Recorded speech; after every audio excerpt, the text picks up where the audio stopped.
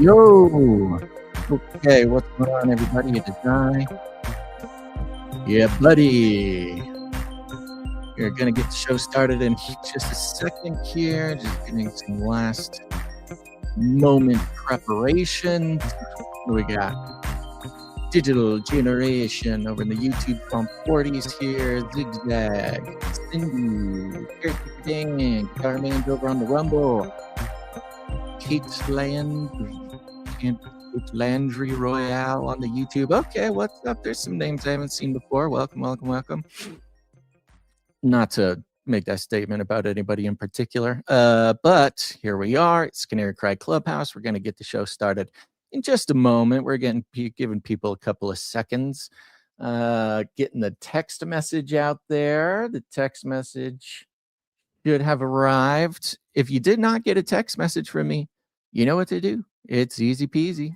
Just text the word Canary to 877-740-3226, just like this on the screen. Canary to 877-740-3226. Yeah, get on the list. I'm trying out this new thing. You guys don't care. It doesn't matter. So there you go. Yeah. If you text that, I will text you before every show, just so you know we're going live. And you can text us back. A popular fun thing to do is to text us prayer requests, because while I don't always go down the list of texts that come in, whenever I see a prayer request come into the text message, I want to make sure to the best of my ability, I can get it out there. So, all right. Well, let's do it again. Remember, everybody, this is a call-in show. You're here in the pre-show. Okay, we're going to start the real show in a moment. But this is a call-in show. Y'all have the opportunity, or perhaps even the responsibility, to call in, say hi, and just hang out. You know, like I always say, don't feel pressure to have some sort of, amazing insight or some stumpable question or something like that. I think I'll talk more about it on the show, but just to say it out loud, you guys are here early, you get to hear it. I mean, it's been really encouraging to see the various callers. While we get a wide range of callers, very happy about the variety.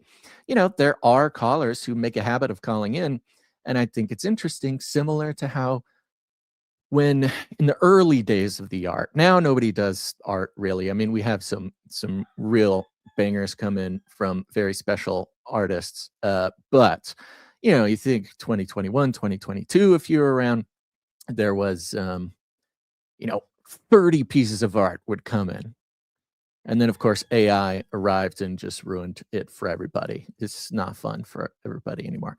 Similar to and what we got to see with the producers who regularly created art and sent it in the show is we could just watch live how they got better and better and better at their art, because they're consistently doing it for the show. Dame Allie, great example, legendary example. And it's kind of fun with the callers. People call in every week, every other week, once a month, something like that. And you can tell we can all empathize with being a little nervous, or maybe not being used to hearing your own voice, or being live, or whatever. But it's been cool to see repeat callers come in and just have a dearth of experience now speaking live, or having a conversation when other people are listening. It's cool to hear. So anyways, that's encouragement for you to call into the show, say hi, whatever's going on. If you look down in the description of the show, wherever you are, look in the description, you'll see call in link, and you should be able to click on that link, or if whatever app you're on doesn't allow you to click on it, just copy it, paste it into a browser. It'll ask you a couple questions, and you'll be put into the back room, and you hang out here. And when it's time to bring you up on stage, I'll click a button, and we'll have a chat. So there you go. That's how you do it. I would recommend people get in earlier. If you feel like you want to do it, you should call in earlier. Fun part is when you're in the back room, You can watch the show, listen to the show as usual. You're not going to miss the show, and it's by calling in.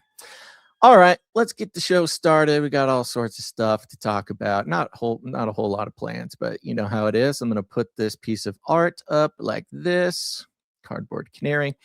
I'm going to play a jingle, and then the show officially starts. So here we go. Hold on to your butts. Called it. We got a caller.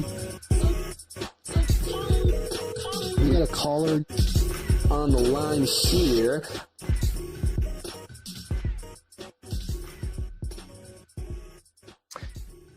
What's going on, everybody? It is I, your best buddy Basil, and you are listening to Canary Cry Clubhouse, an opportunity for all of us to take a deep breath, to peel our eyeballs away from the screens. Well, we're still looking at screens, but away from the nonsense, the propaganda, the emotional triggering, the mind control, and the hyper reality being crafted around us at all times. It's interesting because in our studies here, whether it's sort of media studies or news analysis, we're really trying to understand not just what's being presented to us, but how it's being presented to us and why it's being presented to us that way. In the famous words, the medium is the message, right? Doesn't matter. I mean, the message is one thing, but the way in which it's delivered is a whole other thing. And it's a really effective way to communicate. Communicate's not even the right word for it. That's a kind word for it. Propagandize is one way to put it. But also, we've spoken previously about the concept of hyperreality, which is the idea that, those in control of presenting reality to us on a regular basis have an incentive and are rewarded for, let's say, fudging the numbers a little bit. When presenting reality, the incentive is not necessarily to give a clear, accurate picture of reality. There's all sorts of reasons to zhuzh it up a little bit, And it's funny because in this process of, learning about the history of news or communication or propaganda or media in general, the most classic examples, the examples that are the most helpful in sort of learning how to identify these things, is propaganda during wartime. And it's interesting because, of course, we can all go back to Edward Bernays, the invention of propaganda, World War I, the Freudian DNA line, of course, inventing advertising, but not inventing advertising for corporations. Remember, much like almost all technology, and I don't mean just like gadgets or weapons or computers, but technology as in systems, technology as in languages, technology as in strategies to achieve some sort of thing. All these sorts of things that you can patent. They always start out in the government, and they always start out for war, right? So like the great examples are like various radio technologies or television or cell phones or whatever. These little constituent technologies, they're always created by the government. They always have them about 20, 30 years before us. And once the government squeezed everything they can out of it, eventually it makes it to the commercial market. But that's exactly where propaganda and advertising is just the commercial version of propaganda. We've gone over Edward Bernays, who is the nephew of Sigmund Freud, who took his uncle's psychological knowledge and theories, and the whole twisted nonsense with Freud in the first place, which strangely connects with even modern phenomenons like the Epstein files, but that's for another podcast. He took these strategies and took it to the government and worked for the government in World War I and wrote the book Propaganda. And you read Propaganda, and it's really funny because, people will sort of separate propaganda and advertising, or propaganda and marketing, as if one is like particularly sinister, propaganda, scary government stuff. But advertising, that's just what happens in between, commercial breaks of your favorite television show. But, as far as the actual history is concerned, advertising, marketing is just another name for what Edward Bernays invented for the government. He called it propaganda at the time. And, it was sort of intellectually descendant of Sigmund Freud, some of the earliest, most kind of twisted theories about how human beings create the world around them. But thankfully, people have figured out over the last century or so that people really don't want to, they prefer to have reality created for them. They prefer to have reality sort of dictated to them. It's more comfortable to have someone in authority tell you what reality is, and then you can just work with that, right? And I say it's more comfortable, and I don't mean it in such a way that like all of us here who are have woken up to the madness and have woken up to the propaganda and who've woken up, I mean, if you're really honest, in their darkest of moments, someone who is the veil has dropped from their eyes and they see everything around them for what it really is.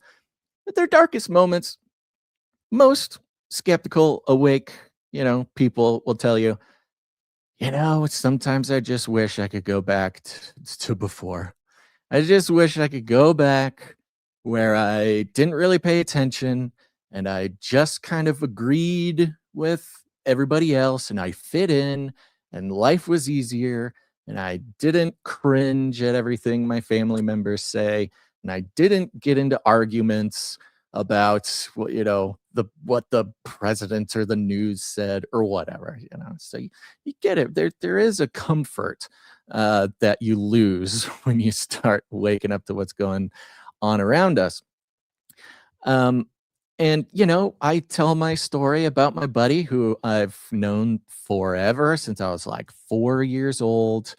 And we were best buddies for a long time, kept in contact, still talk to him to these days, to this day. And it was only like a year or two ago, kind of during the COVID stuff, where everybody else started waking up, right? We had this mass moment where it only took a couple years and more people than ever, were realizing something is up with the way the world is being presented to us. And so naturally, he's kind of in that group. And he's talking to me. He's kind of hinting, right? He doesn't really want to like commit to, whatever weird COVID story he doesn't believe or something. And I can kind of sense it. I go, oh my gosh, okay, all right. He's kind of, because I never really forced anything on him, but he knows who he's dealing with. I go, oh my goodness. Okay. Is this the moment? Is he gonna wake? Is he gonna wake up? Is he gonna see that everything is fake? And before the conversation could get real explicit about that, he just says, I just kind of want to believe what everybody else believes. It's just easier that way. I kind of just, I don't know. I just don't want to deal with it. And he said it very earnestly. I mean, this is something that somebody would say that would normally open up a couple hour long conversation with me trying to discover and maybe change his mind that he shouldn't just for the sake of comfort and safety choose to believe everything the authorities tell him.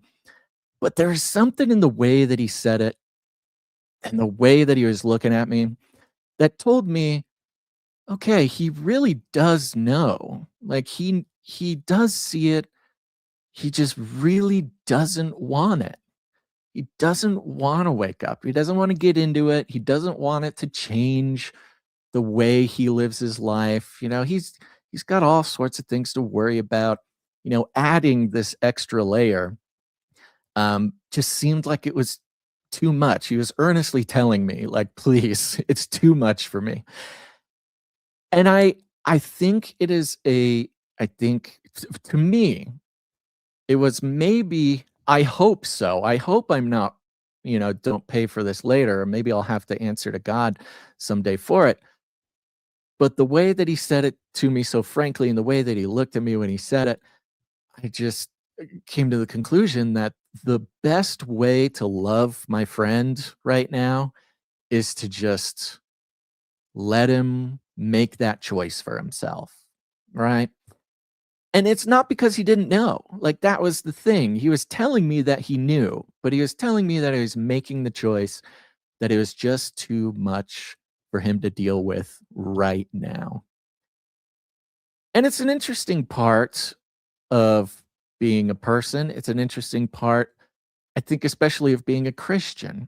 Because in my many, many years of being a Christian, of course, growing up in the church, going to Sunday school, doing the whole thing, being an American evangelical Protestant, there's a lot of pressure to make sure that you are evangelizing and that you are, trying to get your friends saved, or you're trying to get wherever you go, that's the missionary field. And it took me a long time in my walk with Christ to, yes, be ready to, of course, proclaim the truth at any moment, but also to have a faith that if that moment isn't right, I don't need to push it. God's doing a whole thing, right? He's orchestrating an entire life for this person that includes revealing himself to the person. And there are moments when God is going to use me, and there's moments where God isn't going to use me, where he doesn't need me to force a conversation or whatever. Because a lot of times, and anybody who has tried to evangelize really in any capacity knows that sometimes, we kind of force it a little bit. And it usually doesn't turn out very good. And that doesn't mean that if there's some conflict in sharing the gospel, that is the wrong time. That's not what I'm saying. There's often some pushback, some friction when sharing the gospel of Jesus, right? But that's not what I'm talking about. There's a sense where if we're very quiet, we're very still, and we listen to the Holy Spirit in any moment, there are times when we know it's time to share, and we know that there are times when leaving it to God in that moment is the right thing to do. So I go back to my buddy, the story with my buddy, and that's kind of what it was. I felt very strongly that the right thing to do, to love my friend, I can see that he knows that he is consciously making a choice to live in the hyper reality that has been created through mass media and mind control and social engineering and the whole thing. And I just dropped it. Because I know through my own experience and the experiences that I hear from others that it's never, first of all, actually waking up is a choice. You got to make the choice. Okay. Doesn't really happen accidentally. When you're on the train to seeing the illusion that is the reality that we live in, when you're on that train and things kind of stop making sense, and this is often a process that takes a couple of years, and it's a couple of years of looking into this thing, going down this rabbit hole, seeing how it connects to this part of life or this part of the establishment, or whatever. And you're kind of, you feel compelled, I think that's the Holy Spirit, gives us that unction to continue to search down these rabbit holes. But it's a series of choices, right? You are having to make the choice to continue to do that. And at any point, you have the option to stop and turn around and go back to how things were. Now, we all know there is a threshold. There is a line, an invisible line. You can't see it coming. You look back and you're not sure when you passed it, but there is an invisible line where there's no turning back. But at that point, I mean, what are you going to do? You're already out.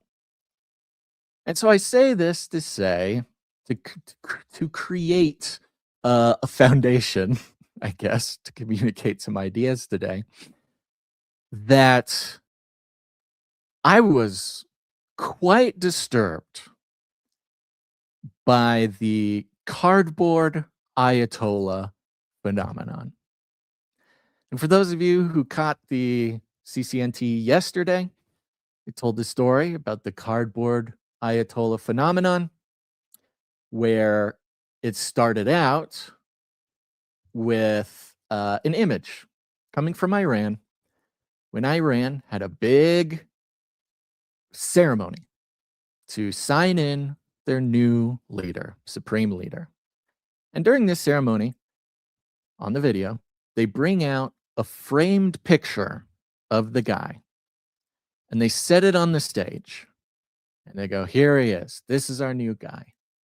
They didn't bring him out in person, which is understandable. I mean, immediately you go like, okay, yeah, of course they're not going to bring him out in person because he's going to blow up, anytime anybody knows where he is.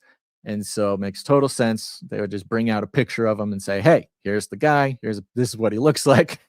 We promise he's real and we promise he's alive.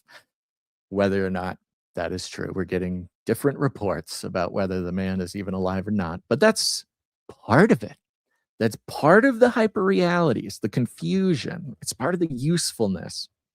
And we're in a moment, you could argue, of course, that, well, I mentioned before that propaganda, media studies, hyperreality, all these sorts of things are most relevant and most apparent during times of war. And I named a couple of those, of course, World War I, World War II, Vietnam, et cetera, where even the industry of crafting the illusion finds new effective ways and new narratives, new storylines, new ways to control the perception of reality for masses of people. And yeah, we did have the war on terror the past 20 years. And I would say the early parts of the war on terror was where we had the biggest change, because that is when suddenly everybody was on the internet. But then that lasted 20 years. And we kind of they make some pretty impressive developments on how to propagandize and how to control the narrative with the internet and now cell phones and stuff. But it's actually been a while for this generation. I mean, it's 2026. After 2020, each year felt like 100 years, COVID was another one of these examples where we really saw the technology, the techniques of creating fake reality for everybody take a whole nother step. But then we kind of got used to it and people woke up, it was a little too blatant. But now we're just like 10 days into this new era. And the difference is, in 2020, social media maybe had hit its peak, its peak saturation, its peak participation. People had started, using social media, trusting social media more than legacy media. It's really when legacy media began its real descent, 2020. But here we are now in this new situation where the creators of hyperreality, the narrative magicians, are now armed with artificial intelligence, and artificial intelligence that is sufficient. And I say this is my personal, so therefore it will go down in history as effectively true. It'll be, there will be statues and monuments celebrating the moment that I, Basil, discovered the moment when history shifted from one epoch to another. And that was when AI became, AI had it took the shape. AI finally took the shape that fit into the hole in the wall to finally seal off the great wall of propaganda. And that was the cardboard ayatollah. And many of you have probably already seen the cardboard ayatollah, but let me see if I can just get it up here on screen for us here. The problem is now that it has, in about 24 hours, it is become, everybody caught up with what I was presenting yesterday. Let me see if I can get this on the screen. 1 second.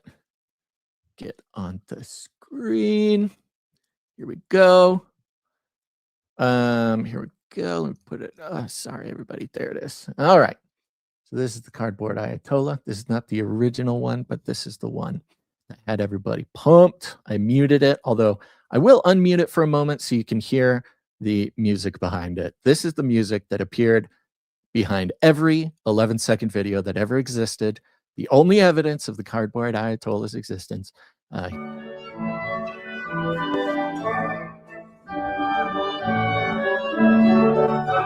Dance of the Sugar Plum Fairy. I believe that's what that's called. I believe that's called Dance of the Sugar Plum Fairy. I could be wrong, but from my meager understanding of ballet and the Nutcracker, I believe that song is the Dance of the Sugar Plum Fairy. Now, why does the Dance of the Sugar Plum Fairy, why was that the chosen soundtrack to this epoch-shifting moment? I don't know. I pray the Holy Spirit leads me and guides me to understand there has to be some sort of importance to that.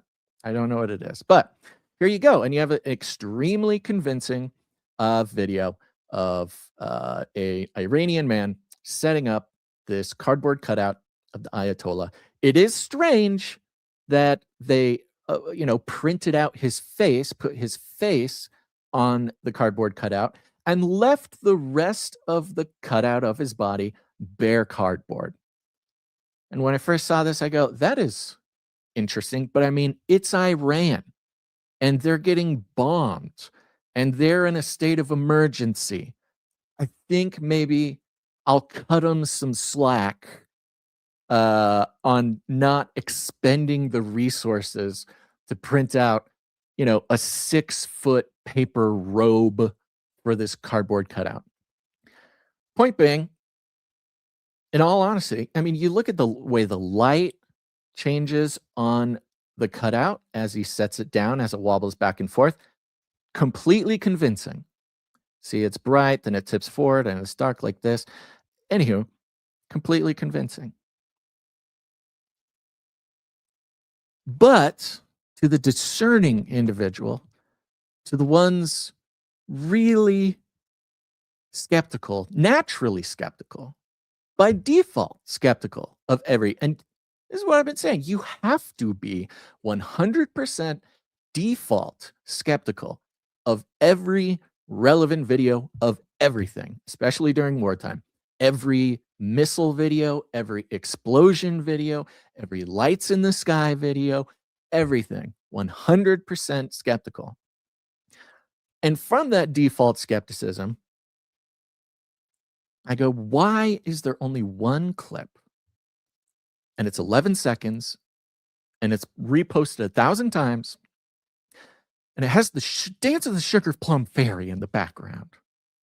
Not a single person clipped a different version of this from the ceremony, and it was just weird. Long story short, Gonz and I go through a full hour, two-man research for a full hour. That's 2 human work hours to try to find literally any evidence that this is true, except for the fact that the video is present. We're comparing it to other clips of the ceremony.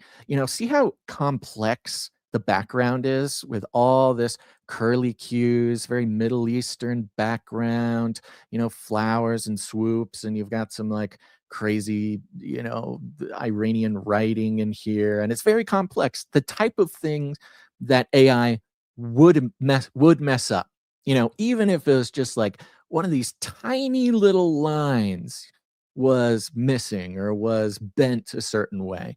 Incredibly detailed, and it perfectly matches the real footage from the thing. But why the sugar plum fairy? But why? And of course, it took about 48 hours. This was, everywhere. Of course, it was very funny. And a second video popped up, which was this one, where Trump is showing Laura Ingraham where he had framed a version of the cardboard Ayatollah in the White House. Now, this was easily debunkable in some brief research, because this whole clip is actually taken and modified from when Trump was showing Laura Ingraham the Declaration of Independence that he had hung up in the White House. So that's an easy peasy one. Okay, but I'll say, when I saw this, there was no reason for me to disbelieve it, because this is the meme presidency.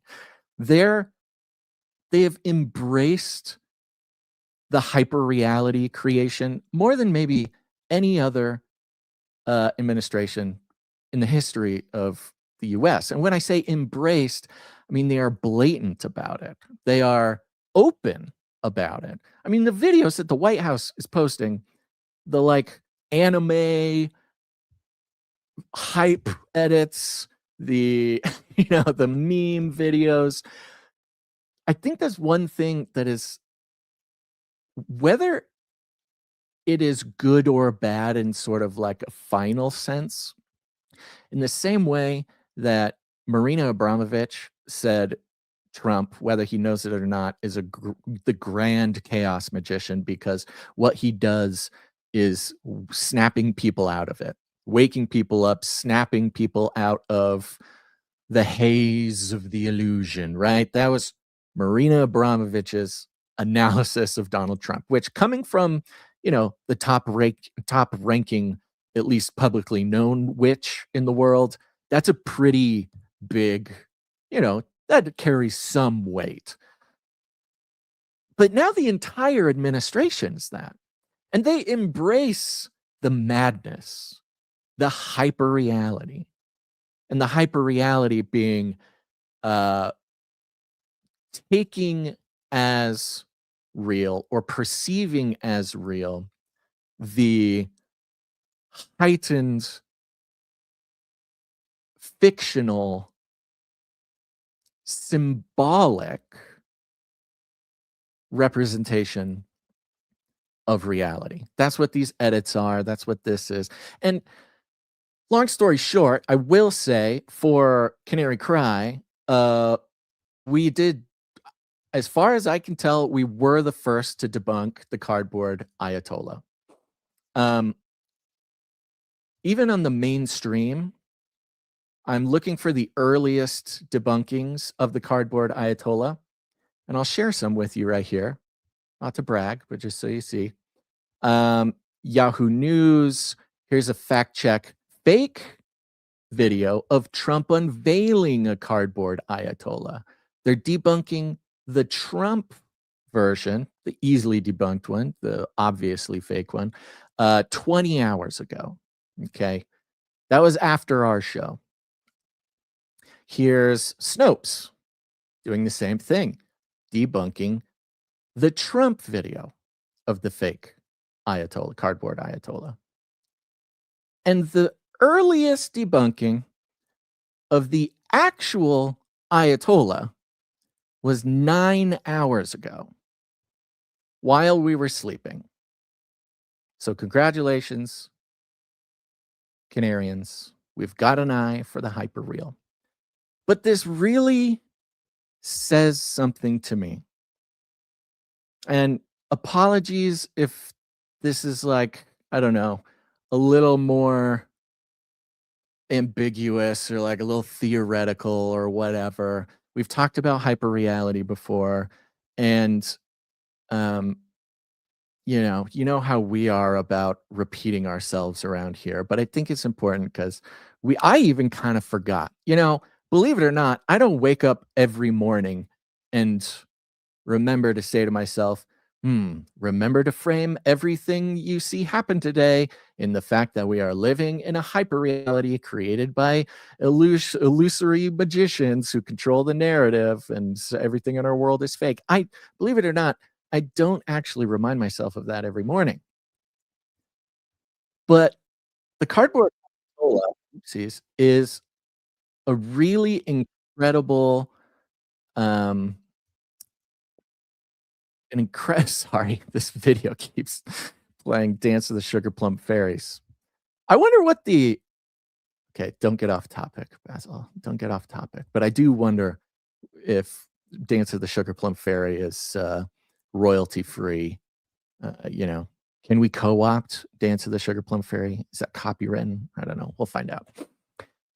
But here's what I love about it. And I think the whole world believed this for a couple of reasons. Number one, AI has reached a sufficient quality that this is unidentifiable, I guess, as AI, down to basically the perfect details. But there's a part of us that wanted to believe this, and there's a part of us that expected to believe this. And there's a part of us that had no reason to even question whether or not this was real. Like I said, at least to go through my thought process. Oh, very silly. They set up a cardboard cutout. Yeah, they're getting bombed 1,000 times a day, right? If they had to get a printer out of a bunker, out of the rubble where a Tomahawk missile, like, I get it. Okay, you only have enough resources to print out one part of them, but even the fact that he's super tall, right? People are saying, of course it's fake. It's like 8 feet tall. No, of course it's 8 feet tall. Human beings, for thousands of years, when they are representing a leader or representing, a god, if they're representing a figure who is supposed to be very important, they have always, always, always made them huge. And now I don't know if, whoever prompted the AI to create this included make it 8 feet tall. However, it shows something very interesting about the AI that maybe it was told, but if it wasn't told, it knew that when creating an image, not just an image like a picture, but like an image like a statue, like an image like a cardboard cutout, that of a venerable figure, it needed to be really tall. So totally believable. This is the fact it's 8 feet tall, completely in line with what you would expect it to be. Same with the cardboard bit. Was it a little weird that, the cardboard isn't covered and it's plainly cardboard, but they went through the trouble of actually cutting it into the shape of his body? Yes, but also they're being bombed and they're back to the Stone Age. And the fact that the cardboard has the creases, you wouldn't even think about it until you have to think about it. But the fact that the cardboard is not one big flat piece of cardboard, but it has the creases in the cardboard from where it would have been a box, because they're getting bombed and they have to find a way to present their new leader without actually bringing the guy. the creases in the box. Utterly natural to the eye and to the mind. Even the fact that there is a sprig, some weird sprig of flowers, taped to the head of the ayatollah. I don't know what that is. I don't know why that would be. But it's Iran, and their culture is such that putting flowers on the head of the fake ayatollah makes total sense. There's flowers in the background. They got flowers. Probably has some symbolic meaning, especially if you have sort of a biblically minded understanding of the world. You could see how perhaps in the Quran it says, anoint your supreme leader with this special flower. Kind of like the fig leaves in the Old Testament and the, crown of thorns, whatever. You could totally see that being a thing. I don't know what it is. So whether or not any of those details are true, they are presented in a way that there's no questions that are not answered by, oh, it's Iran. Oh, it's a different culture. Some people were pointing out that like the guy setting it up kind of kisses the shoulder and saying, oh, it's so fake. Nobody would ever kiss it. Bro, the Middle East, they are kissing each other all the time. They're kissing stuff. They're kissing walls. They're kissing black cubes. They're kissing each other. Like a kiss in the Middle East is a totally different thing than what it is in the West. So the fact he kisses the shoulder of the cardboard cutout, anybody who's saying that that's like obviously fake is not sort of paying attention to the culture of the Middle East.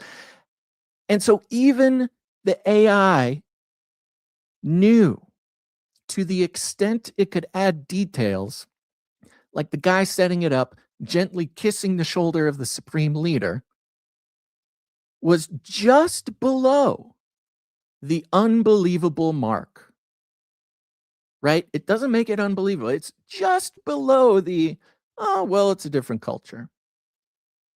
So we have this cross-cultural AI facilitating this cross-cultural hyper reality, where not only do we believe this when we see it, we actually want to believe it when we see it. Because from a Western perspective, that's very silly. And it's indicative that they are afraid. And it's indicative that the war is punishing them more than it's punishing us. And it's indicative of, their crazy culture that brings out a cardboard cutout. In the situation we're in, we want this to be true. So much so that it's immediately believable, because the reality was that they brought out a picture, a printed square picture of him covered in flowers. And that already is weird enough. To make the leap from the printed picture to the cardboard cutout seems like a big leap. But I think for us, it was such a short leap that it was really easy to accept as true. Now, the other question is, why? Why? What is the message of the cardboard cutout? What does that tell us that we don't already know about Iran, its culture? Like I said, they already brought out the picture. It's a small jump to a cardboard cutout. I cannot think of any significant subliminal message of the cardboard cutout that isn't already achieved with the real story, which was they brought out just a picture. But what it did, I think, was prove that we have crossed some sort of threshold. And we are, whether we are aware of it or not, much like my buddy from childhood, who very earnestly made the choice to stay in the matrix, at least for a little bit longer. I think at least those who are online, maybe subconsciously, maybe it wasn't a choice, I don't know, subconsciously made the choice to not question the cardboard ayatollah. And one thing the cardboard ayatollah, if we're looking for any lasting or effective import, is that it quickly became the most memed thing to ever exist. Suddenly, everybody was getting AI, putting the cardboard ayatollah in a disco, putting him in a cardboard tank, putting him on the cover of Time magazine, putting him. You just scroll, and it's just endless, endless. Oh gosh, and there's music behind all of them. Here's cardboard ayatollah dancing with Trump and Jake Paul, Ron Paul, Logan Paul. I don't know, one of the Paul guys. It goes on and on and on. So if this one is what's this fella's name? Marco Rubio, sitting on the couch in cardboard because now he has to be the Ayatollah of Iran. You see it. It goes on and on and on, repeating only once or twice each one. And it has created a reality of its own. And it took the mainstream a good 20 hours after we had a crisis about this on the show yesterday. But this should serve as an example of what's going on all the time, and not just in politics, not just online, not just any of these things. But as believers, as Christians, we should be aware of this hyperreality concept from the very beginning of our faith, because at the very foundational levels of finding Christ, giving our life over to Christ, there is an inherent admission that this world that we perceive around us is not ultimate reality. And depending on what kind of person you are, not only is this reality not ultimate reality, but sometimes we start to suspect that it is so far from reality that the word reality shouldn't even be used to describe what we see around us, what we experience around us. And there's a beautiful thing about how God, through Jesus, has reoriented man's ability to relate to God through Christ and therefore ultimate reality, that we can understand that we are simultaneously our vision in front of us. We can understand that we are simultaneously, while experiencing this hyperreality from start to finish, that we are also living in whatever fundamental reality is. We are in the kingdom of God. We are citizens of heaven. We are sitting at the right hand of the Father. And while it can be very difficult to experience that, and some people do experience it, some people experience it in very real ways all the time, but it's so far, outside the training of our perception that we can find ourselves looking at the cardboard supreme leader, whoever that cardboard supreme leader is, right?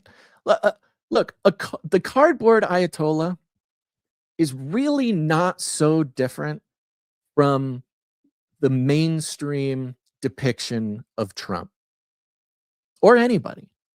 It's really funny too, just real quick on a side note, as Americans, I think there's something interesting that when we saw the cardboard ayatollah, we had no problem whatsoever believing that it was real. And I think part of that is because we've become so accustomed to cardboard Trumps. It's chili cook-offs, political rallies, state fairs, whatever. When you see a cardboard cutout of Trump, you almost go, yeah, cardboard cutout of Trump. Even if you don't like Trump, right? Even if you're not whatever, the presence of a cardboard Trump. I mean, we never had this with like Bush. Nobody would ever get stoked about a cardboard Bush. I don't ever remember recalling a cardboard Obama existing in ever. But the concept of a cardboard Trump kind of is a part of the brand. Like, it's part of the Trump brand. And I think part of that is related to another part of the Trump brand, which is fully embracing the reality of hyperreality blatantly, not even really trying to hide it. And I think that's part of sort of the Trump spell, that whether you like his policies, whether or not you like him as a person, whatever, this embracing of the ridiculous, of the absurd, the sort of revelation that like, oh, the White House X account is posting silly videos. Well, why is that any worse than the Obama White House account posting really serious videos? Previous White House accounts, the Biden, I totally forgot about Biden. The Biden White House account, posting very serious, earnest, heartfelt messages from the mumbling president. That's like it's insulting almost that they would implore us to take the messaging from the government so seriously. And what I think is effective, but also sort of enlightening to remember, is the fact that the Trump White House X account requires us to take almost nothing seriously. They're not asking us to get somber and serious about something Trump has to say. And Trump himself, a TV show star, a character. He's been playing a character his entire life. And this is quite obvious and apparent in so much of even pro-Trump writings are about. It's this character that people like so much, and he knows it. He even writes about that in his own book. You read Art of the Deal, 80% of Art of the Deal is mostly about personal branding.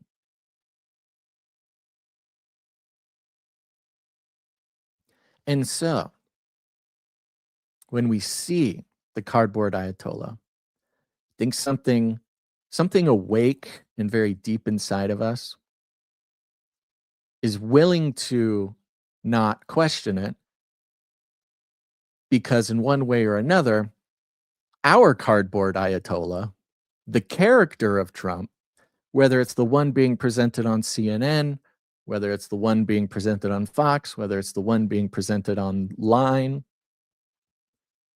they're not so different.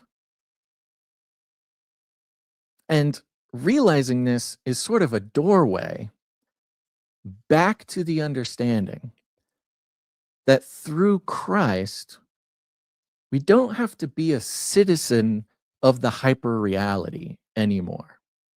We can recognize it for what it is. And sometimes we forget this.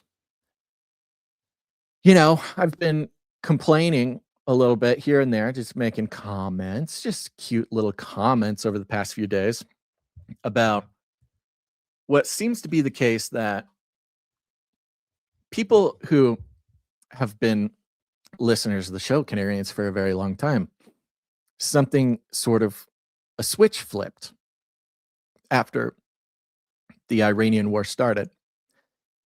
And it might be in conjunction with the Epstein file thing, and it might be a lot of things sort of building up together.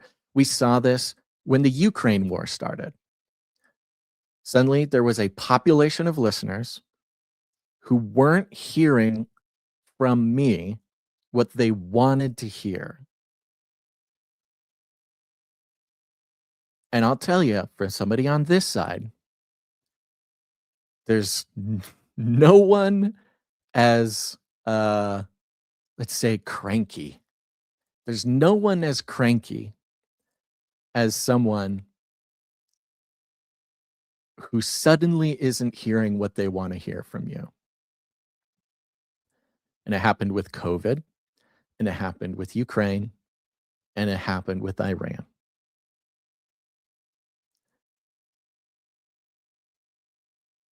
And it's an opportunity.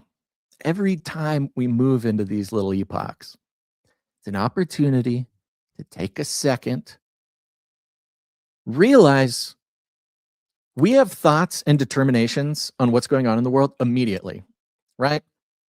The Iran war starts, boom, we immediately have thoughts about it. We immediately have opinions. We immediately, suddenly, everybody's an expert on Middle East relations. Suddenly, everybody's an expert on drone warfare.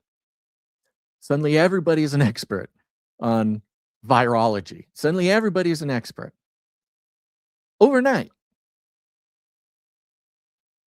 And when we can't catch ourselves for a moment, or we don't build in to our own sort of response, when something like this happens, if we don't build in a period of time where we go, okay, let me think and listen and learn and watch for a week, maybe 2 weeks. Let me take in more information. Let me hear information from all the sides. Let me read as many different outlets as I can. I say it all the time, but that's part of what I feel responsible to do. Listening to podcasts from every single side of the spectrum, all the way from like socialists to, the quote unquote far right, from CNN to Fox, blah, blah, blah, blah, blah, blah. Take it in from all over the place. And it sort of starts to reveal itself.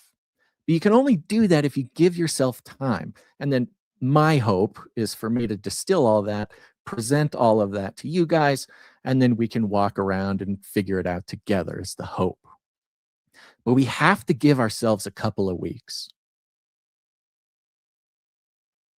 Because that immediate reaction, that's us forgetting that the world we live in and everything we know about it has been manufactured for us. And it's been manufactured on purpose. And usually our immediate reaction to anything is because that trigger has been installed in us. They've been programming us from the very beginning, from our birth, from Saturday morning cartoons, from the back of a cereal box, for many, many years. And you got to remember that almost always, your immediate thoughts about something are not your own thoughts. That's what happens when you've been living in an illusory hyperreality with trillions of dollars and gazillions of man hours and the smartest people with the least ethics and morals, with the highest incentive to program you like you are a robot. Now, it's difficult. I get it. And I'm not the best. One way that I'm actually get in trouble a lot of times is when I'm speaking and thinking live to thousands of people, I'm often having moments where I will have my first thoughts about something. And many of those times, those are just the programmed reactions. And then I have to work through it myself, much like what we're doing here together. I have to work through it myself, and it's embarrassing to do it in public because often we find out that our first thoughts were not our own thoughts. Best case scenario, Lord help me one day, someday, I hope to get to the point where my first thoughts about something are God's thoughts, are Christ's thoughts. That's, that's it. That's what we want. That's what we yearn for. That's what we pray for. That's what we devote ourselves to God for. That's what we spend decades and decades of faith and failing and faith and failing. The best case scenario is that before we join Christ in heaven, our first thought about something can be from him and not from the narrative magicians of this world. But it's very hard to do, and it doesn't always happen. So those are my opening thoughts for today. You know, it's interesting, just real quick, we're going to take some callers here in just a moment. Trying to sort of map out the cardboard ayatollah thing and really how ridiculous it is. And, you know, hyperreality is like a pretty high level, like philosophical concept, Baudrillard, French philosopher, you know, yada, yada, yada. You can spend a lot of time going through the concept of hyperreality. But what I thought was so perfect about the cardboard ayatollah was that now we know that it is a fake image, an AI image of a fake image, a cardboard cutout of a possibly fake person. Part of the, or not fake person, but like we don't actually know if this guy is alive. We don't know if it's just propaganda. You know, they're a country in war that needs a supreme leader, and as we have seen in movies from the beginning of time, you know, sometimes the quote unquote supreme leader doesn't even exist anymore. Sometimes it's just an image to focus citizens' attention and to make them think that this guy exists when really it's just whatever, a bunch of shadowy Muslim clerics or something ruling the world or whatever, or bankers ruling the world, or, you know, like Trump being quote unquote the leader of the free world, when in all reality, it's probably, you know, whatever, the Illuminati or the name the group, whatever. So it's a fake image of a fake image of a fake image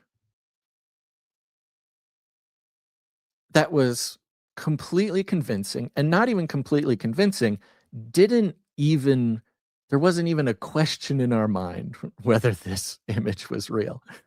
And that's life. That's our whole world. Okay. That's everything. It is a fake image of a fake image of a fake image. Actually, now that I think about it, that might be like the number one example of hyper. I think Baudrillard himself would be impressed with this this moment of hyperreality. So there you go. There's some of my thoughts for today. I'm sure you guys have thoughts. I'm sure we have many other important things to talk about because we got some people who are hanging out in the waiting room. I see, apologies, I went so long that some people had to leave the waiting room. up, and I've popping.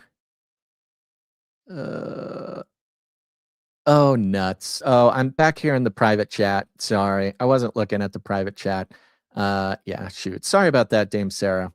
Yeah, Dame Sarah, if you have a chance, if you'd like, whenever you call in for the rest of the show, I'd love to bump you to the front of the line, Dame Sarah.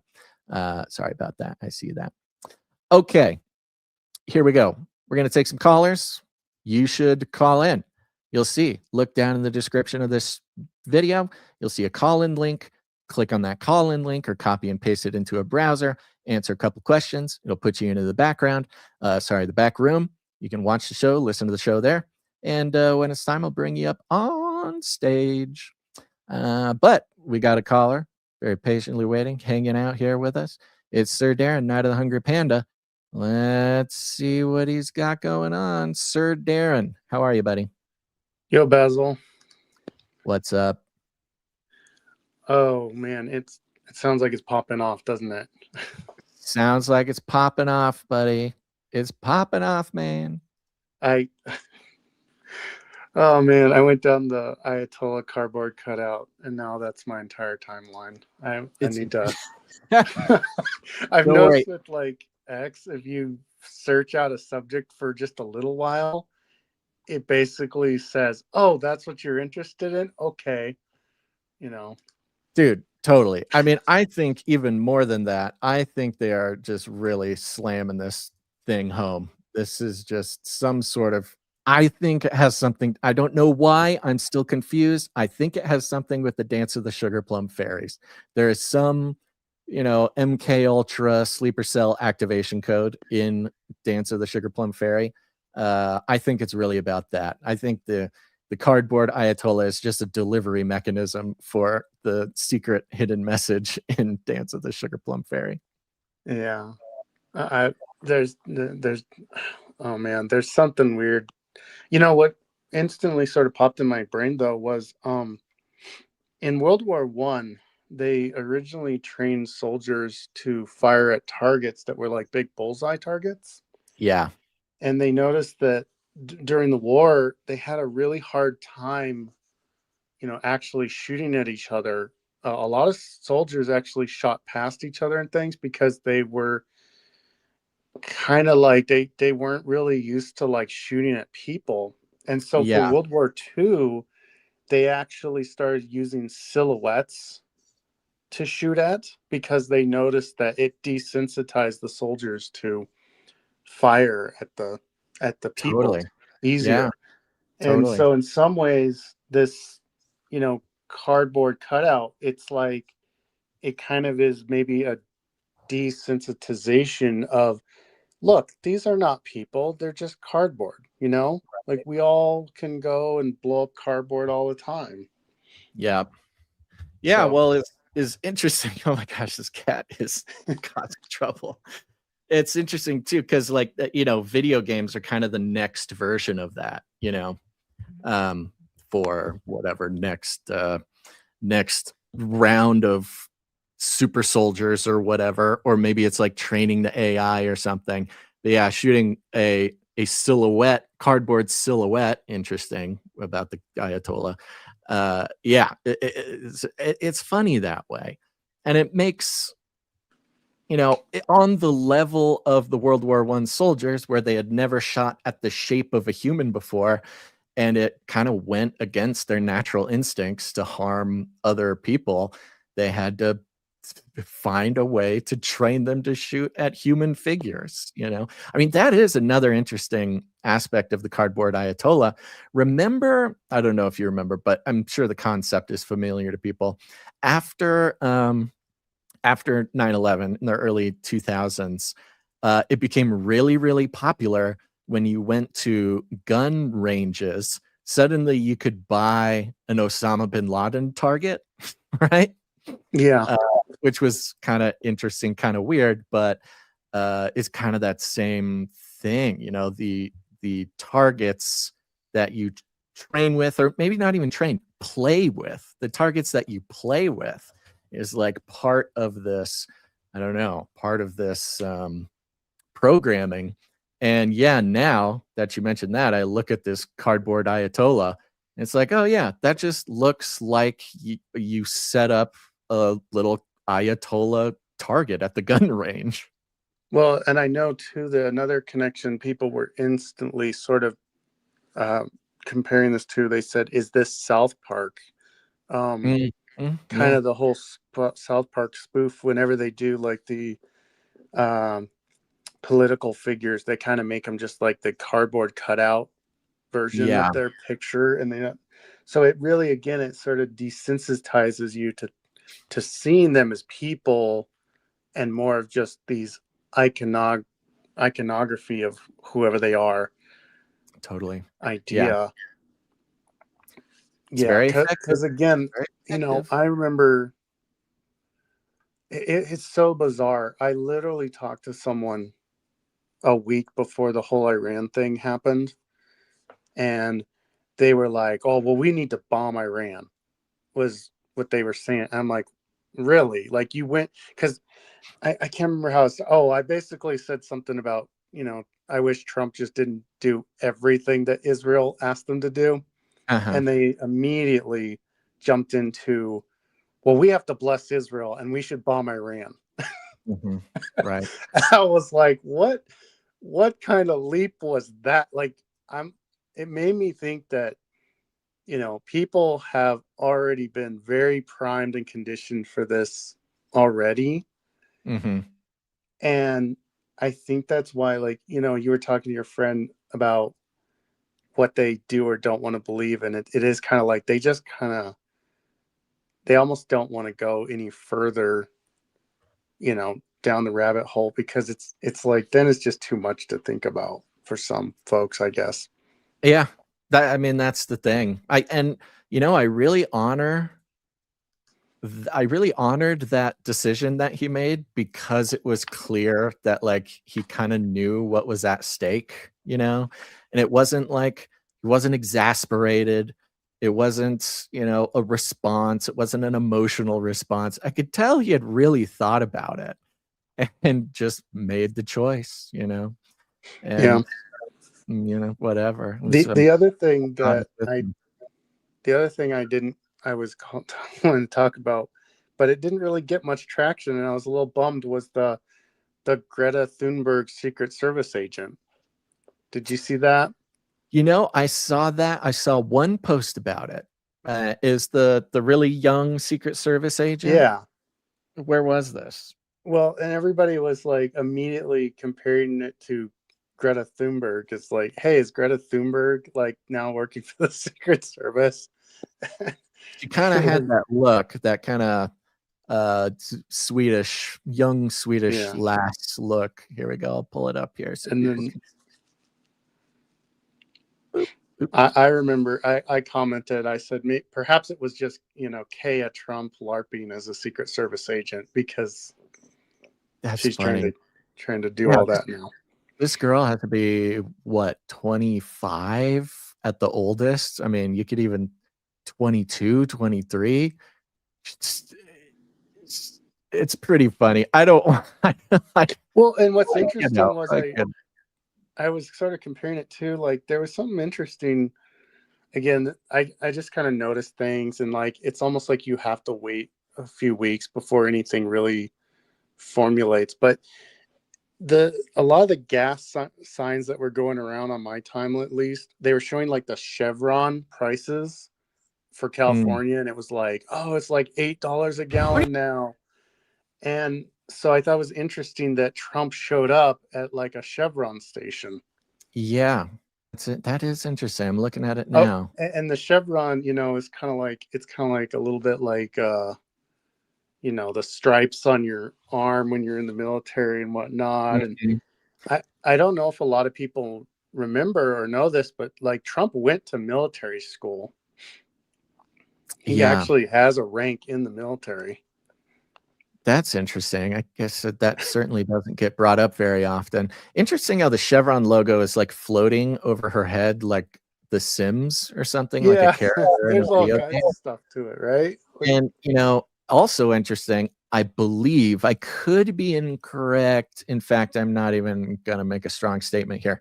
But when it comes to the the oil reason for everything going on, Venezuela, of course, Iran, Chevron is one of those companies that would be, Trump would or could be doing all this in the service of, not necessarily that like Chevron is the, Illuminati or whatever, but as far as like American corporations who stand to benefit from turning the oil industry upside down in the world, I mean, Chevron's certainly one of them. I think famously Chevron I don't know if the actual Chevron deference court case was about Venezuela, but it was somewhere down there in South Mm-hmm. America. There's some very interesting connections there. Yeah, I'm sure there is. I mean, it again, it's kind of like when Trump went to McDonald's, that sort of had like its own little lifespan for a while. And, every now and then you kind of see that pop up. So you do have to wonder, he's not going to just go to some random gas station for no reason. That's for sure. Right. Yeah. And especially, they're not forgetting to gas up the beast, the presidential limousine. They're not like, whoops, sorry, Mr. President, forgot to gas up before I picked you up. Like this the beast doesn't just drive around at the whim of the president. All of its routes are meticulously planned and secured days in advance before he even drives. So yeah, that's that. That's a very, talk about hyperreality. This is some very specific version of reality meant to say something. I guess I guess Chevron is one of the largest companies in the world and only second largest oil company based in the US behind ExxonMobil. And what's funny is ExxonMobil is the Rockefeller Mobil, company, basically. It was the John D. Rockefeller Standard Oil. Oh, interesting. Is who they are. Yeah. Perfect. Not interesting. So it's like, this is kind of interesting. It's almost like sometimes I'm wondering now if the thing like the cardboard cutout, it's like they'll put out stuff and then they'll put out something else to kind of hide what was originally put out that everyone might be talking about in their messaging. It makes me wonder sometimes. Yeah, for sure, man. That's crazy. Oh, I'm getting a message here from Rumble that the Rumble stream is having difficulty. Apologies if it's being weird and glitchy for the Rumble viewers. I don't know what's going on here. I don't know what to do about it. Yeah, man. That's very interesting. Yeah, it's weird. And the fact that this gal is so young and so obviously young, even the fact that like her blazer is like too big, it looks like she's like wearing her dad's blazer. There's an interesting, there's just interesting messaging there, especially considering, Gen Z being a generation who is having a hard time seeing a real future for itself. This presentation of like a very serious, very young professional Secret Service agent, Gen Z actively protecting a Gen Z woman, actively protecting the president at a gas station. There's certainly lots of messages included in this. Yeah. Well, thanks for bringing it to my attention, buddy. Always great talking to you. You got anything else on your mind before we check in with some other callers? Just a really quick thing. Like the other day, I was talking to somebody who, they brought up this thing about it was basically this, what is it? It's called the interactive media bias chart. Because, we were talking about, I had mentioned the drones and how everyone was kind of freaking out about drones and whatnot and news stories. And so they pulled this up to me like, oh, well, I use this chart to identify what news sources are worth, listening to or not. And so it was kind of interesting how it reminded me of your friend again, where sometimes you have to kind of almost not try to have the argument with people because they really will just dig in more if you have that argument. And Mm-hmm. so what I kind of pivoted to with them was just talking about more in line of, well, I always sort of just ask, what is the conclusion that they want to get from me when they propose a headline? Right.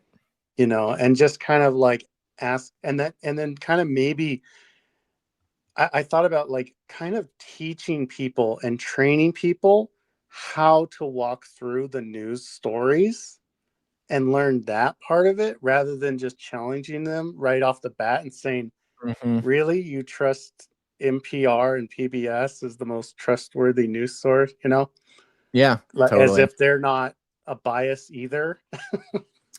Yeah. So it's Yeah. very No, interesting. I think you're right. I think that's the way I do it. If I find myself getting into a conversation with somebody who's really trying to, usually I'll try to avoid it as best I can. But yeah, you're never gonna have any luck coming in and trying to convince them of something. Usually, all you got to do is ask as many questions as possible about their source, if they even have one.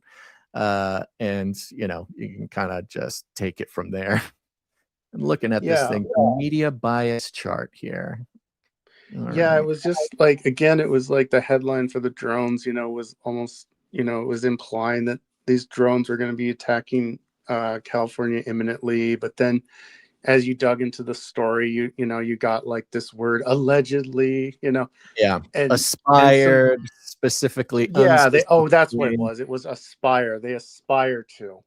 Yeah. And so I just thought it was interesting. I was like, this is probably a better way that we should have conversations with other people who don't see through our same lens of just saying, like, training them like, well, if you read past the headline and get like 3 or 4 paragraphs down into this story, then you might start finding the real story. And Mhm. I think that's where we might have to just be really mindful of that with people, because otherwise we do kind of maybe dig into, like, even like you said, just asking questions is one thing, but also, again, giving them the tools so that they can start to go, wait a minute, I'm Yeah. noticing something.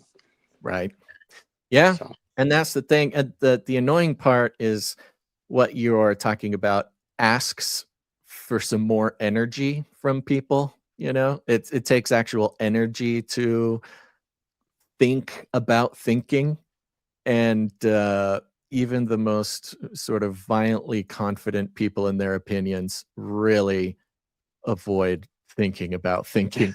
One yeah. thing I love about this chart, we talked about all the time, the Smith-Mundt Modernization Act, the strategies by which the US government or US intelligence uses uh, foreign uh, news outlets to seed stories that can then be used as sources to propagandize Americans. Is basically the CIA's way of propagandizing us. And it was during COVID, we had this whole breakdown, and it came out that India was a country that was used vociferously by US intelligence. They would create fake Indian news outlets. Uh, they had found 700 basically fake Indian news outlets that were being used to propagandize America. And in this media bias chart, it goes from, fake or inaccurate or fabricated information to absolutely facts, 100% fact dense analysis, right? That's the y-axis or the x, I don't know. Yeah. And down on the bottom is left and right. So are they left wing or are they right wing? So facts to fake and left to right. And right smack dab in the middle is the Hindustan Times, one of our favorite CIA outlets, which is, right in the middle of fact, fiction, left and right is beautiful Hindustan times. Thank you very That much. should just tell you all, right? That tells you everything you need to know. Yeah. Well, thanks All right, so well, much thank for calling you. in, Matt. Very value your thoughts and opinions on everything. Thanks for sharing some light with us. All right, thank you. Have a great rest of your day. God bless. Take it easy. One thing before we get to our next caller, I was reminded, first of all, shout out. Okay, got a text from, I think it's Shield Maiden for Christ. Okay, I got to scroll through some chat. I think it was a text from Shield Maiden for Christ who says the music in the video is Waltz of the Flowers. I've been in that dance multiple times. All right, so my bad. I'm wrong. Thanks for the correction. It's not Dance of the Sugar Plum Fairy.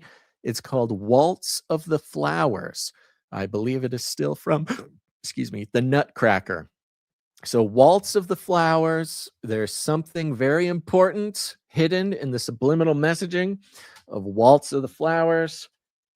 Let's just take a second of the flowers. Let's see if there's anything weird about this song. It's from Tchaikovsky. I'm just going to head to the Wikipedia page. Oh, that's a very short Wikipedia page. Let's just see. Because if it says like it's written by the CIA, then, you never know. It could be it. Let me put this up on screen for you. Waltz of the Flowers.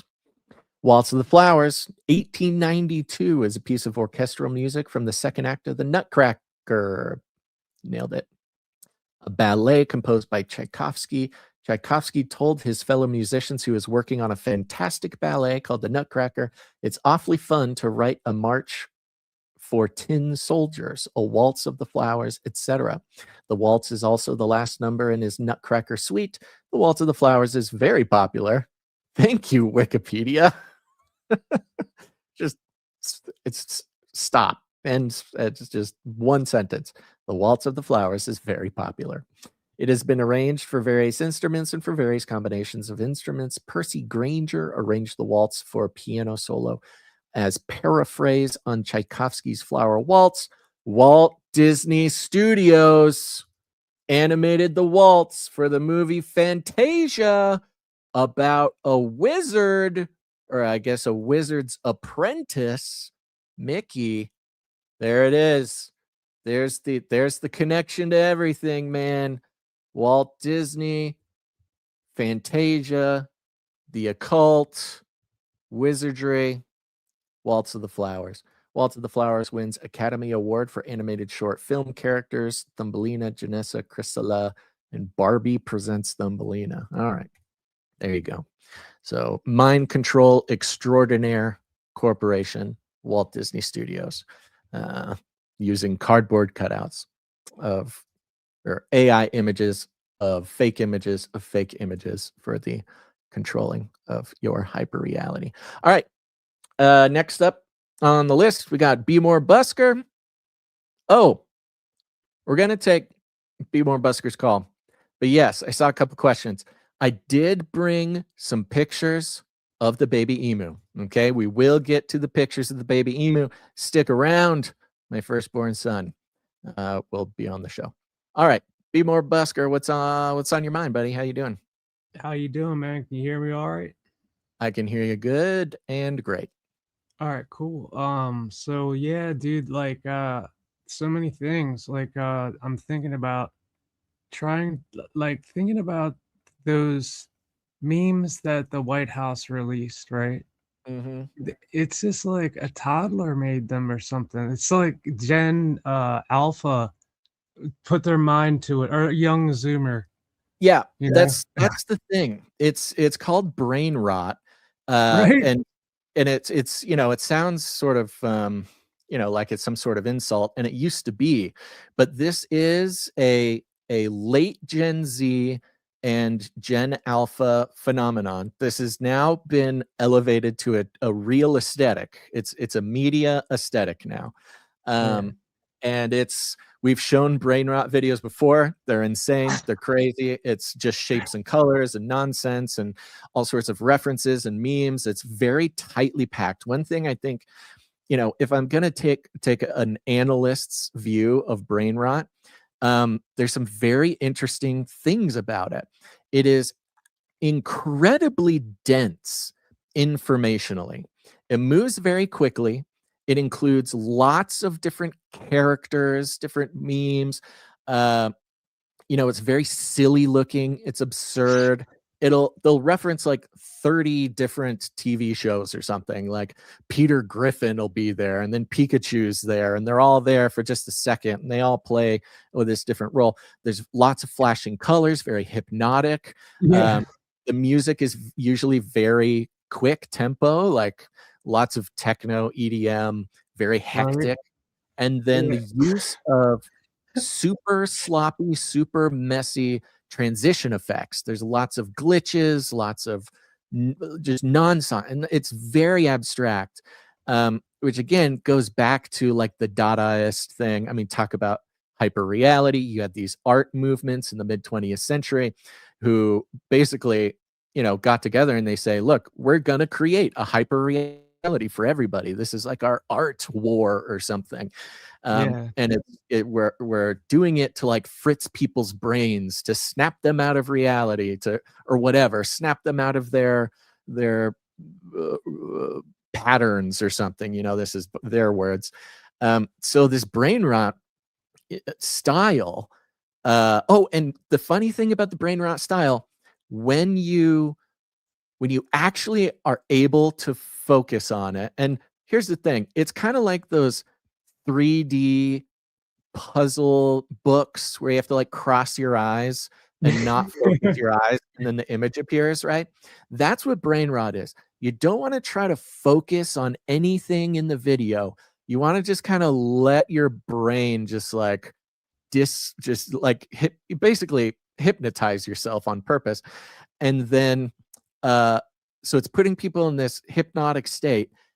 And when you listen to the words, there's often like a monologue going on under them, but the monologue will be in like a little kitten's voice, or like a baby voice, or like some weird voice, right? Sometimes it's like a character's voice, like Peter Griffin or something. And when you kind of enter this hypnotic state and you actually listen to what the words are saying, it's something incredibly deep and like incredibly crazy.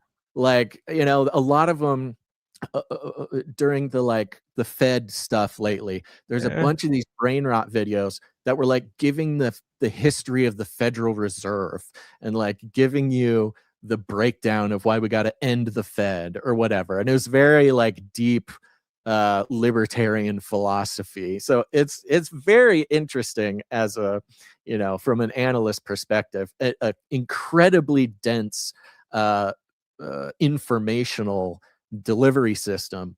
And so for the White House to be using it, I mean, hello, the pinnacle of, propaganda outlets straight from the White House using this brain rot style, you can see it being effective. And I think you add that with the fact that a 23-year-old Secret Service agent, is protecting the president. I think there is some very fancy like magic being done to try to change the demographics of like who supports the White House or not. It's very interesting. It's Thanks creepy, dude. It's creepy. That's like the you got SpongeBob, some stupid SpongeBob thing, and then kaboom! It shows the video of something blowing up from a plane or something. And like what's that style of video? Like it's kind of like black and white, kind of like when they show like the night vision, night vision. Yeah, totally, like sort of night vision kind of. And it's just, there's something about that just really is disheartening to see. It's just like crazy because they think it's funny and cute, and then kaboom. It's just like after every single one of these memes, it was them blowing something up, or like a lot of the boats and all that stuff that like Planes, things like that. like we took out the Iranian Navy or something, but I think they're really not happy. I think especially the one that survived, I think he's probably gonna be on the war path if he Who? survives. The son who The new ayatollah. Yeah, yeah. I've heard all sorts of things. There's some reports that he's dead. There's other reports that he's in a coma and lost a Oh, leg really? in an attack. I Yeah. didn't know. Wow. Yeah. And we So may never know. I mean, for me, epistemologically, who knows if he ever even existed at all? But I yeah, know. there's lots of different stories. It's the confusion is part of the plan, I think. Yeah, like the Ayatollah, like how long are they going to keep that rolling? Like I don't know. Like what was so the last thing that was said that he was like blown up or something. So is that Mhm. what it was? Or We just don't know. yeah, It's I mean, like from think the about mainstream propaganda news. well, from the Iranian perspective, they could just say anything. We have no idea. They could Okay, have great. somebody totally else in charge. I think it would be silly for Iran to actually tell the world who the leader is. But they need the Iranian people to think that there is a leader, but Yeah, to actually give the identity of the real leader is, there's a 99% chance that they would just lie about that. yeah. There's really no way of knowing, which is why the whole thing, from the cardboard to is he dead, is he alive, from the Yeah, mainstream to the Iranian stuff, like we just have to remember it's all hyperreality, all of it. it's It's it's all fake. some kind of hilarity to that cardboard thing, man. Like it's something really weird and hilarious about it, And something true too. and That's the other tragic. that's the other thing about like hyperreality is it doesn't mean that the message isn't true. Like, what is the message of the cardboard ayatollah? It's like you could see it from a couple different angles. You could see it as like, okay, it's fake, right? They're putting up an image of a leader. Is he really the leader or not? Doesn't matter. But it's also made of cardboard, so there's like a fragility to that. There's an impermanence to that. There's just all these different truths that you can try to discern, and at the same Yeah, time there's an equal amount of untruths attached right, to it. right. And so I guess the truth might be in the untruth of it. I Anyways, guess it might be like subjective, or I don't know. yeah, it's just hyper reality, man. Like fake isn't even the right word, right? I'll use the word fake just to put a point on it. But hyper reality, fake isn't the right word. Hyper reality really is the right word. It is something other than literally true. I know it's just like some sort of like spirit of some sort. Mhm. Anyway, I'll Yeah. let you go. Thanks for having me up, man. Yeah, right on, buddy. Great to talk to you as always. Great to talk to you, my friend. All right. Talk to you again. Let me see. All right. Can I got you. Bye. Dun, dun, dun, dun. Okay. Real quick, let's look at some baby emus. Who wants to look at some baby emus? Let's do it. I'll tell you this before I show you the pictures.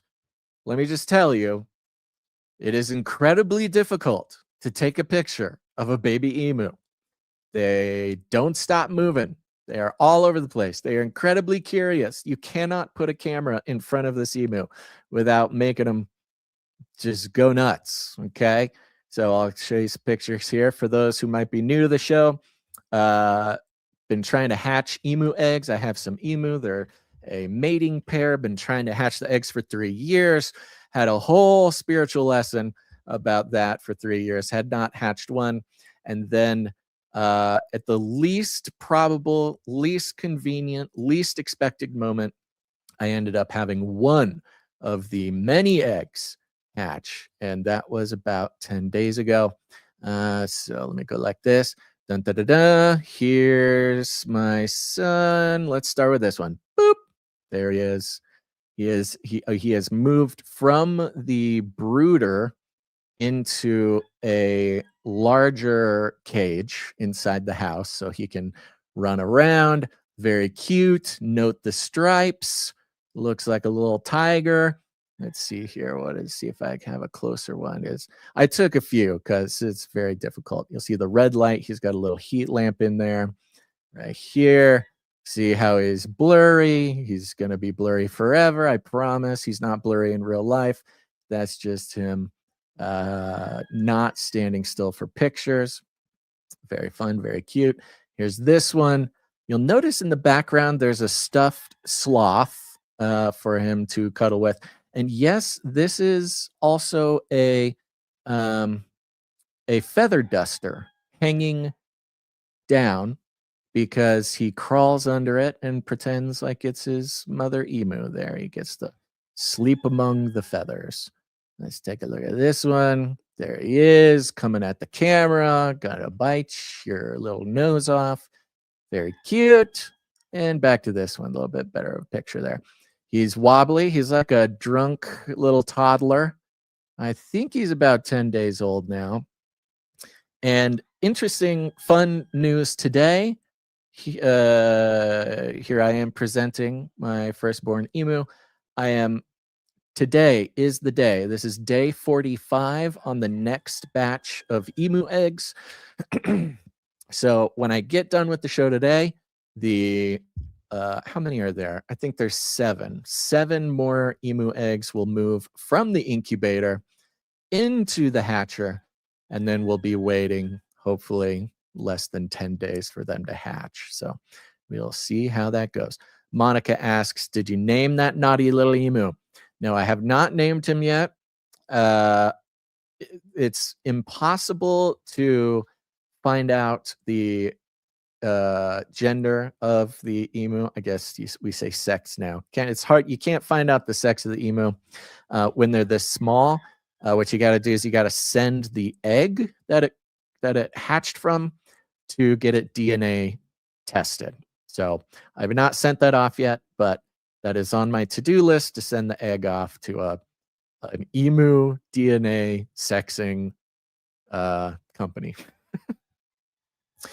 All right, there you go. Thank you for reminding me to do that, everybody who reminded me to do that. And hopefully I'll keep you posted. They grow up so fast, you know. All right, we got another caller on the line here. We're going to say hi to Sir David G. Sir David G, what's up, buddy? You're on the air. What's on your mind today? Like usual, too much. But yeah. I had an interesting, it's kind of in line with the whole, I didn't even know about that ayatollah AI thing. I don't keep up with hardly any. I barely even catch y'all's show anymore. I hate to admit that, but I still send you guys money. But so this guy, I wasn't really in the conversation. I was kind of there with somebody else, and these two guys were having a conversation. But he's talking about how great AI is and how he's using it for work now to so he can create presentations. He works for the telecom company. So and it's funny, in that same conversation, they're naming the rollout of this huge fiber investment. So I guess it is coming. I know last time we were talking, I was saying it's not, but it is. Anyway, it's named after some Greek god. So, there's that. Oh, classic. Do you know what the name is?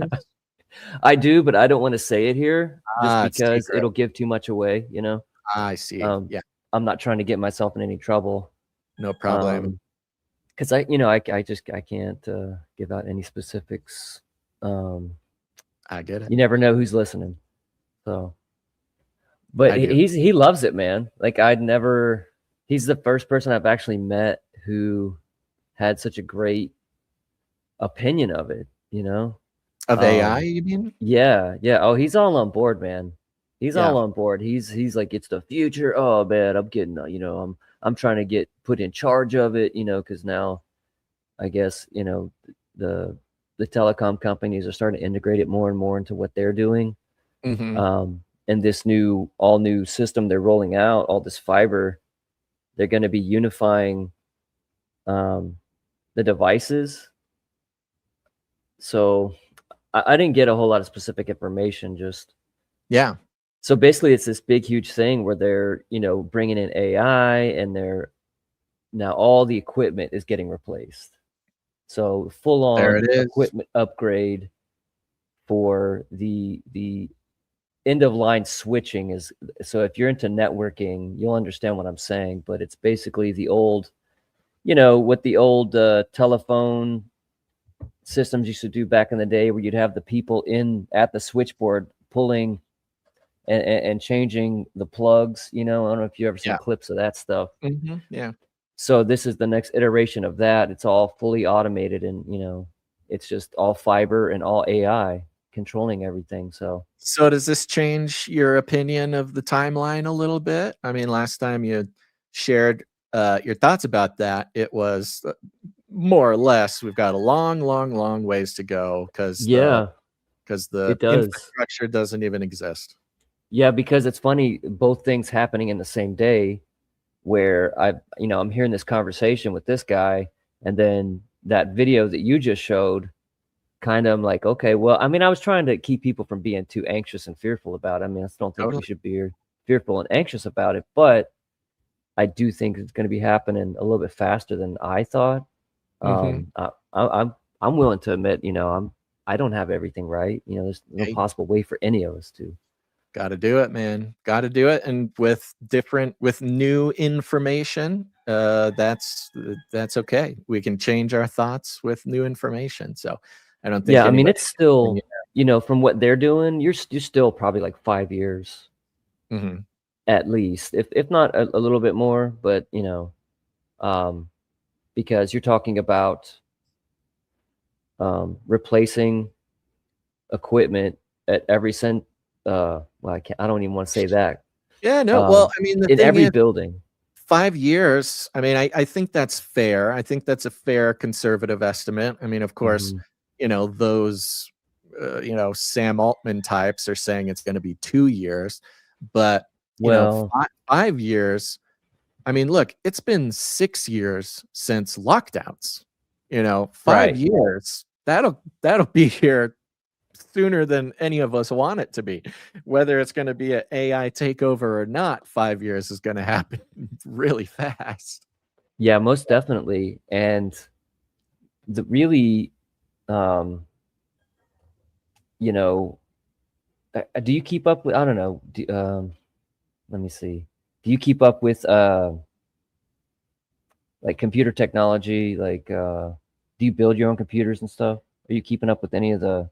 Yeah, I Um, have. I mean, I have a general understanding, and I generally follow the new tech that comes out.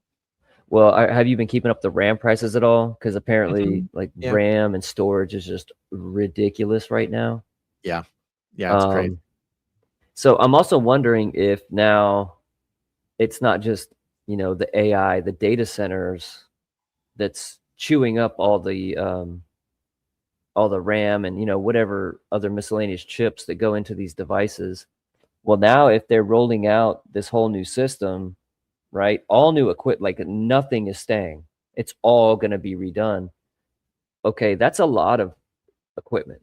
That's a lot Yeah. of, you know, switching, you know, telecommunications equipment, fiber optic equipment. That's a lot of stuff.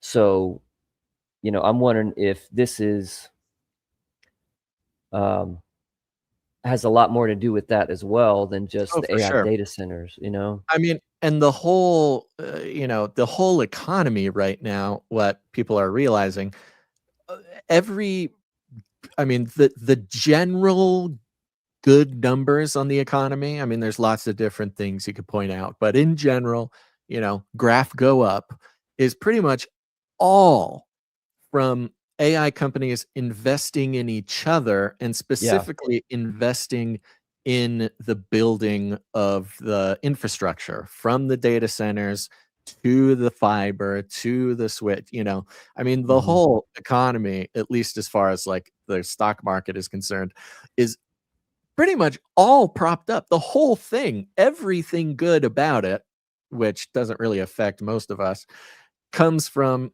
building the AI infrastructure, which includes the RAM, includes the chips, it's kind of all of it. It's kind of, I mean, in a way, it's almost impressive that one mission. I mean, we think back to like wartime economies, like the last time the American economy was like fully devoted towards one goal like this was like World War II, where it doesn't matter what factory you had, doesn't matter what job you had, suddenly you were doing that job for the war effort. Everything was going to you. Women were giving up their nylons to go to the war. The whole economy was a war economy, and that war economy was great.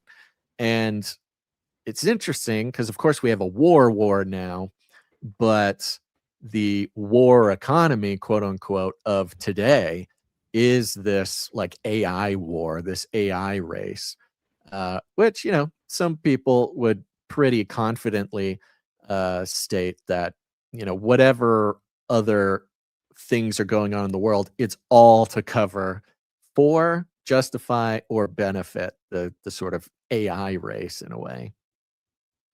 Yeah. So I'm still where it puts me now though, like with eschatology though, the jury's still out for me. I'm less convinced that we're still waiting on the second coming.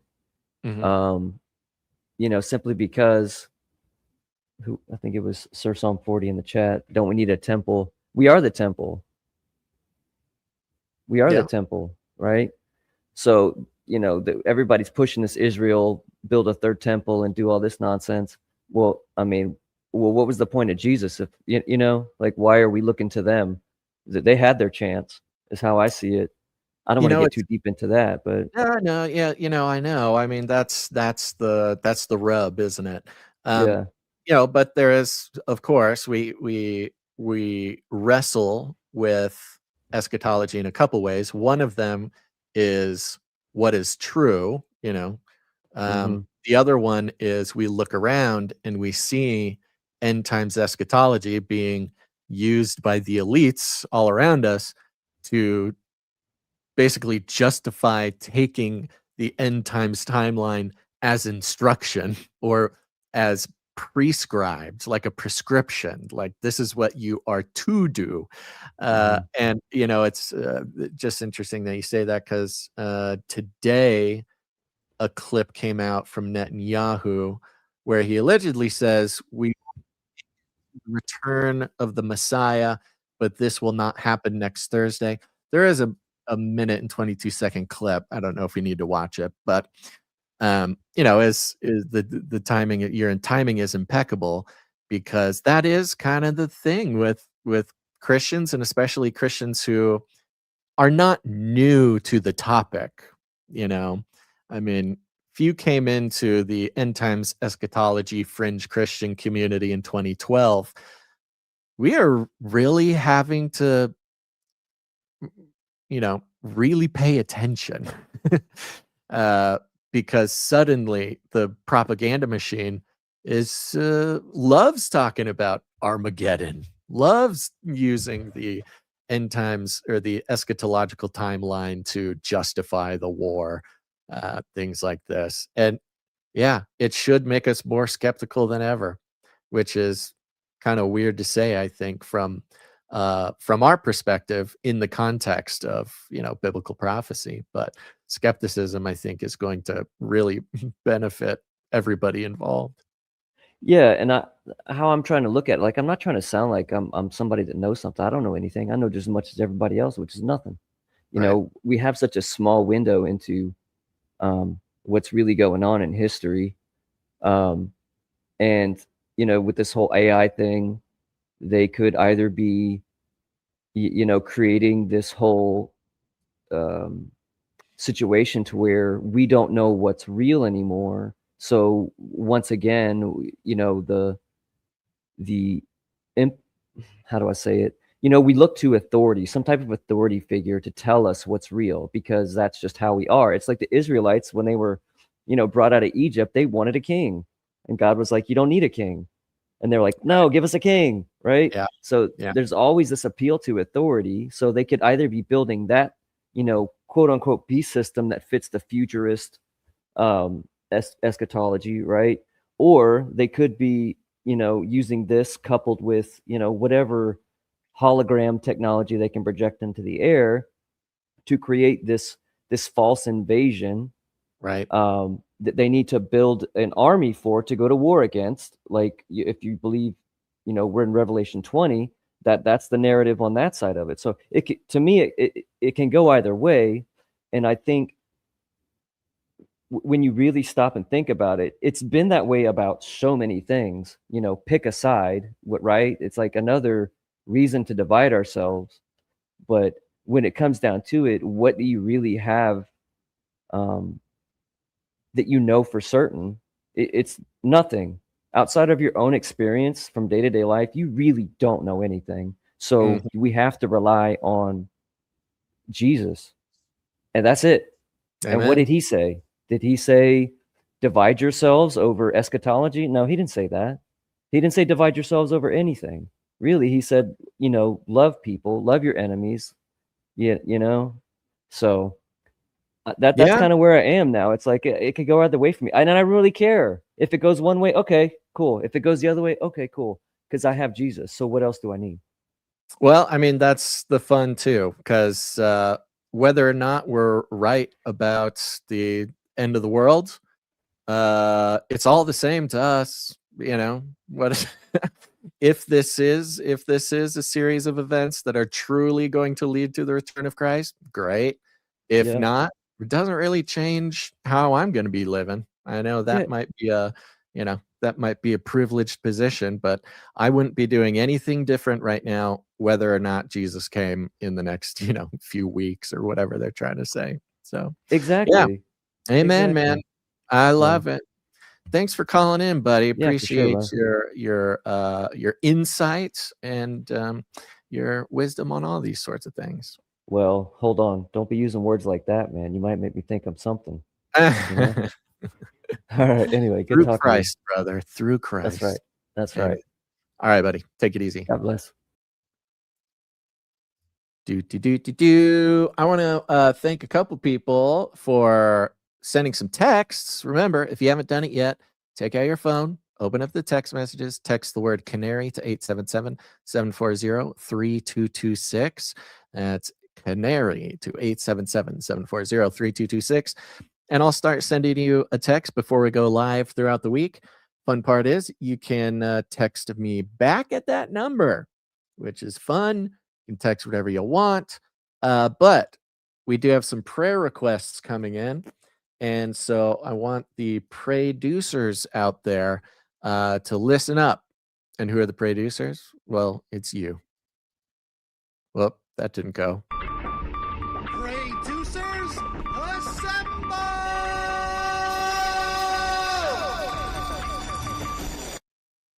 That's right. Anybody out there with ears to hear and a tongue to speak, we're going to pray for some fellow Canarians here. Let's see here. Judd the Atheist texted. Judd, thanks for texting in. Judd the Atheist says, Judd the Atheist with a request. Producers, please, for sweet baby Rosie, who is doing great, maybe just a little push over the finish line. Okay, yes. Yeah, you know, it was a really incredible testimony from Judd the Atheist. He is an atheist who tunes into the show. He's a fan of the show. We love having him here. And, you know, he's working things out with fear and trembling for himself, but he has sent a couple prayer requests in, I believe, and God is doing amazing things for him and his family. And so baby Rosie, who is on the mend. We're going to keep baby Rosie in our prayers, and that we can finish out strong, that the Lord can finish bringing healing and strength and comfort to the whole family, because goodness gracious, these cute little Canarians. I was trying to remember exactly the details. Maybe I never had the details, but whatever the details may be, producers, we're keeping little baby Rosie in our prayers to just get her over the finish line here. So thank you, Judd the Atheist, and thank you, producers, for that. Who's this? 940 text and says, please pray for me and my family.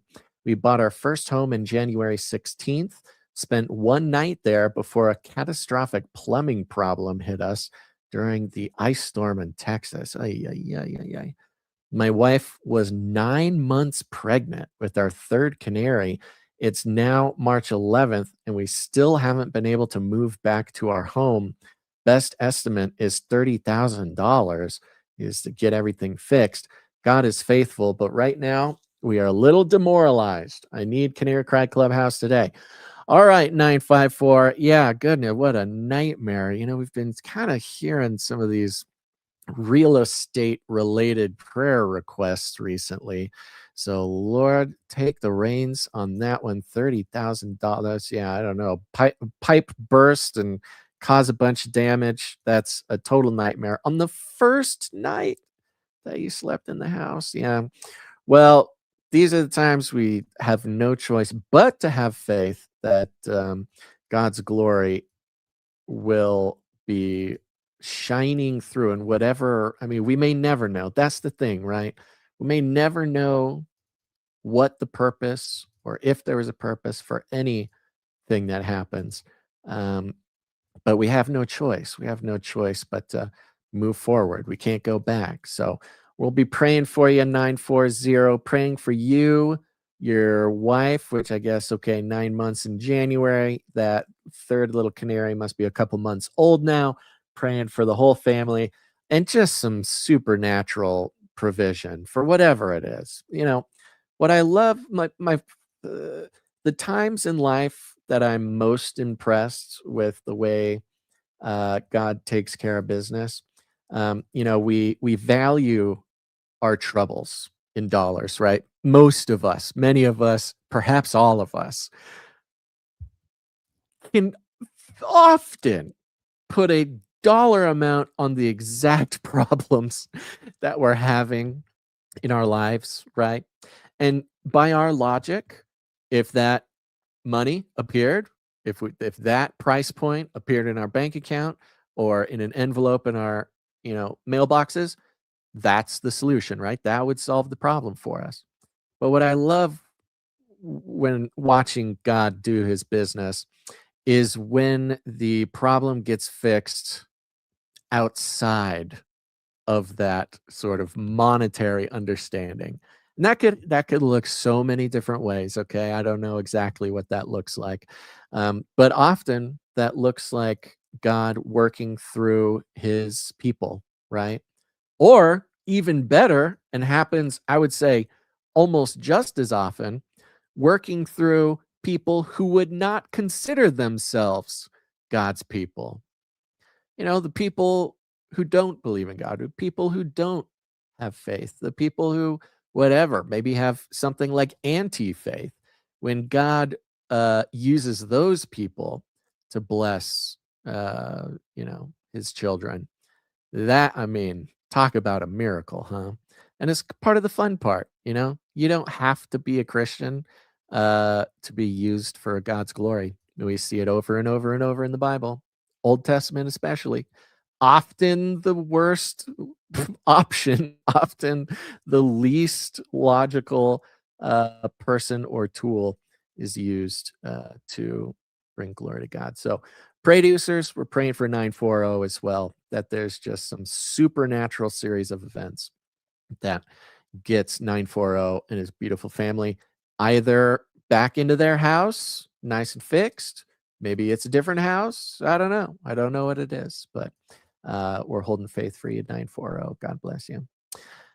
Okay, that looks like that. Just scrolling through, seeing if there's any other things. Want to make sure that we don't skip anything. Okay, there we go. Yeah, that'll do. That'll do for now.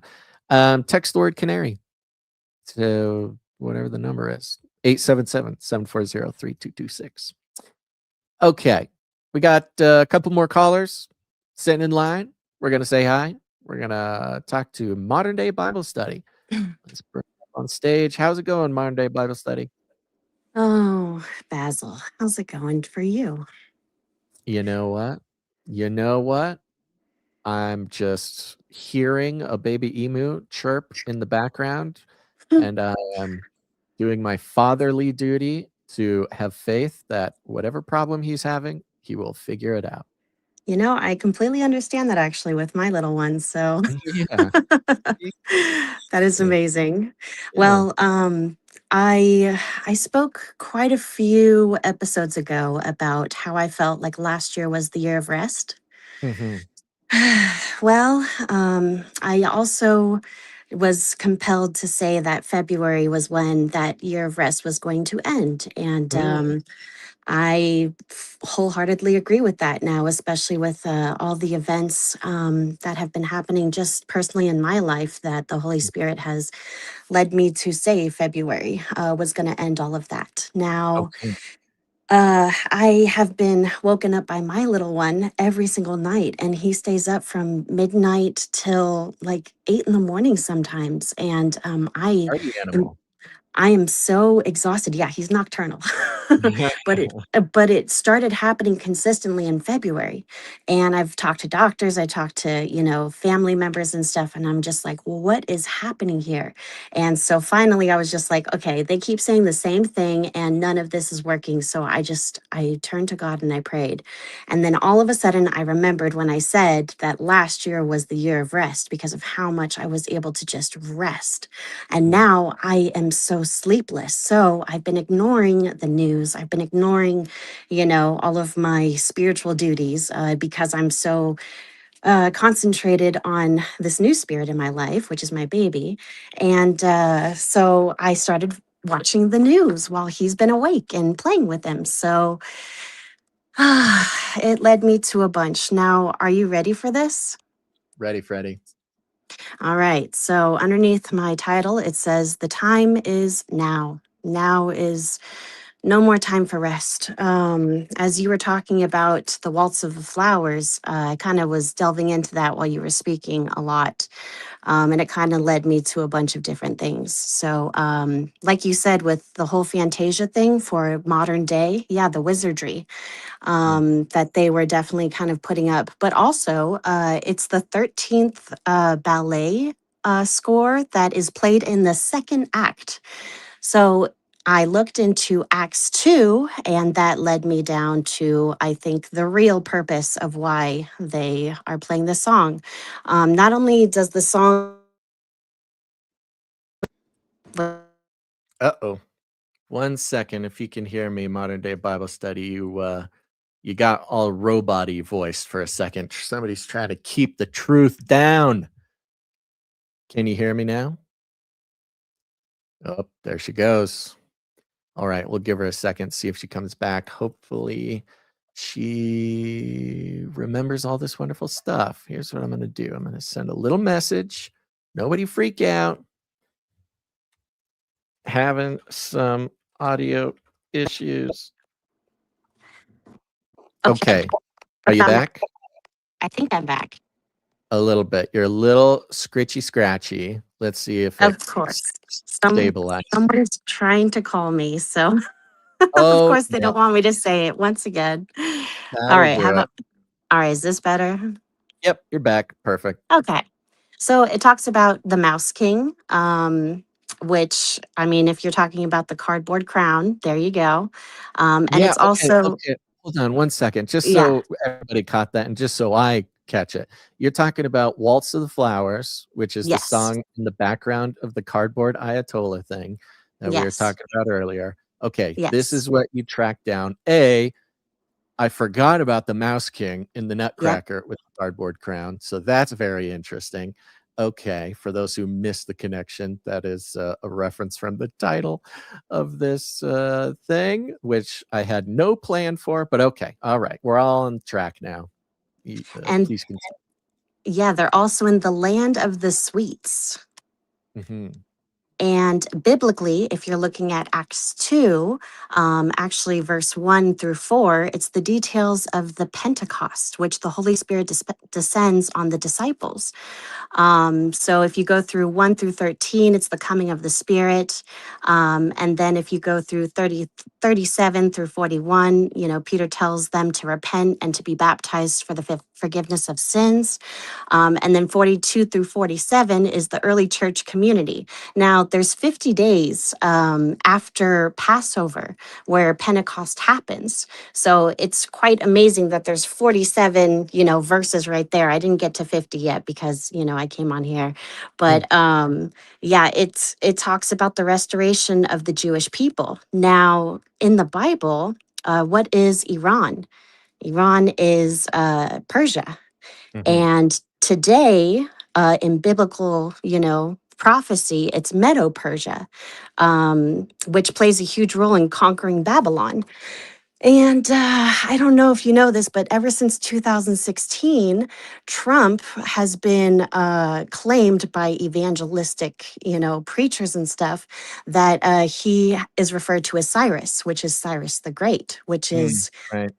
Isaiah 45, verse 1, it talks about how the Jews to return to Jerusalem and rebuild the temple. So, with all of this happening, and then, Trump saying, well, on March 2nd, Trump has now claimed, like on, I can't remember what article it was, but I think it was on Military Times that he is claimed to be the anointed by Jesus to light signal fire in Iran. And, when you connect kind of like all of the dots, I always thought that like Gog and Magog, I always knew Magog was Russia, but I didn't know what Gog was. And everybody was talking about China. But actually, it's Elam, which is Iran in biblical references, Persia. So if you have Gog and Magog, and then you have Babylon, which of course we're kind of residing in Babylon with all the great powers and everything. With AI, we are the main hub for the IA advances with all of the tech people. Trump has met with all the tech people at the same table. Everything is just kind of collecting. So now we are actually in the second act of their huge plan as we speak. And that's why the time is now, because we need to pray consistently for those that will be fighting, those that are, what's it called? Confused, misled, because this is not the rebuilding of the temple. This is going to be the rebuilding or the building of the Antichrist. And so I know a lot of people will say Antichrist is not in the Bible, but there is the false prophet, which is in the Bible. And that will be what they're The man of rebuilding. lawlessness and there's all sorts of characters in there. Yes, exactly. So we are in these times, and prayer is going to be our greatest weapon. And as I think it was Sir David G that was just speaking, that we need Jesus. And I've written a song that says Jesus is here, and that is for a reason, because he is here in the scene already. And I can't say anything more, but we just need to have faith and believe in that God has our backs. And if we turn to God and not worry so much, like I was worrying about my little one not sleeping through the night, it actually led me to get back into my research, get back into what I had been neglecting, while taking care of all of my, personal life as well. So now we just have to really fight, and fight with love, as Sir David G was saying. Love your enemies, love your neighbors. It's going to be pretty massive here in the next coming year. Actually Pentecost, I have a feeling this Passover is on April Fool's Day. So, Oh, really? Okay. yeah, it's on April 1st for, on the calendar date. Yeah, so that's going to be a really big day for a lot of reasons.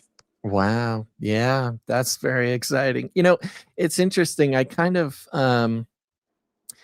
feels like, I mean, when we spoke, I mean, even the past few times, and I had my time kind of uh and my feelings about 2025, and then you came on the show, I think it was late 2025, and it really brought a lot of clarity for me about 2025.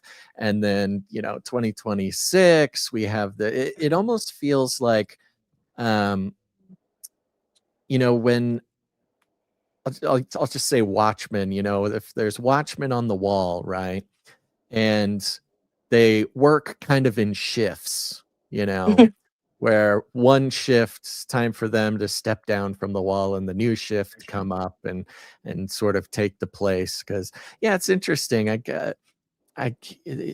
It's especially with a community like ours where we're so tight. Many of the Canarians have heard each other's voices and been in the same communities for many years like that. um I hear Sir David G, and sounds like it's whatever's God's got going on in his life has him focusing on other things or refocusing in certain ways with either his life or his faith or whatever. And I think there's a lot of people that sort of identify with that.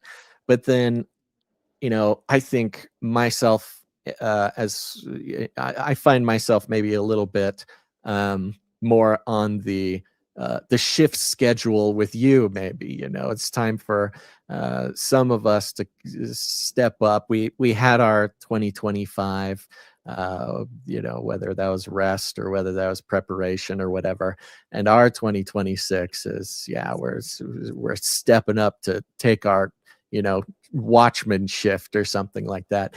And I think that's great. I think if it weren't like that, I think we'd all get too exhausted. We Mhm. can't, we would just be totally worn out, both physically and spiritually. So I love what God's doing here, and I love what he's doing with you, and what an unexpected funny time for him to call you back. That what a beautiful way he's made time for your attention back on these things after your 2025.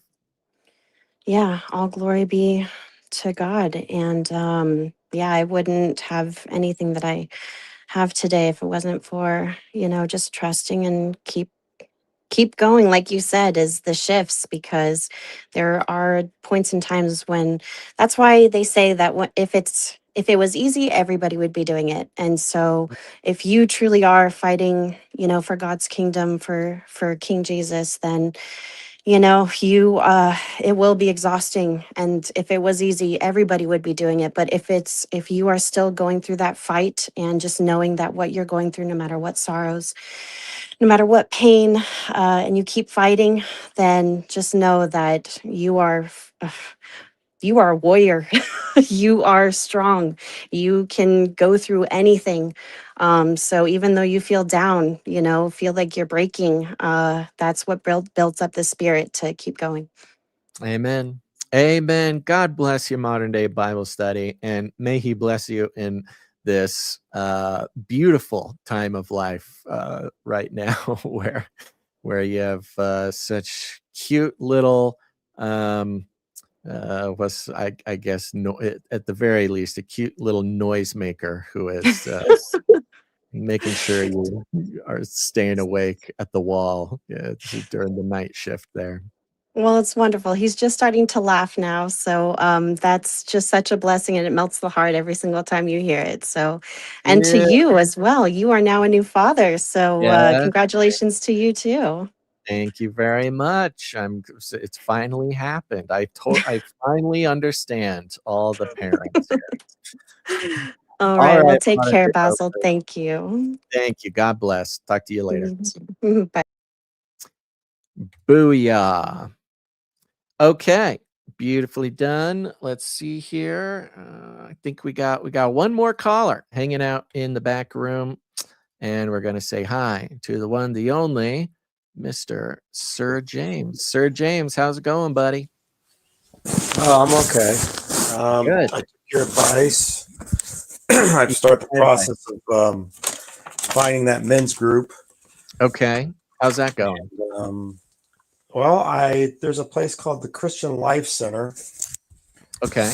and they meet on Mondays. So I'm thinking on going over there on Monday. There was another place called Crossroads, but I don't like Crossroads, but it's just me. That's my Sure, whole- sure. If you never heard of Crossroads, you'd understand what I'm talking about. Doesn't ring any bells to me, but I'm glad you found a couple different options. Yeah. If one Well, doesn't, this is the one that more closely. This is the one that more closely aligned with my beliefs as far as my faith.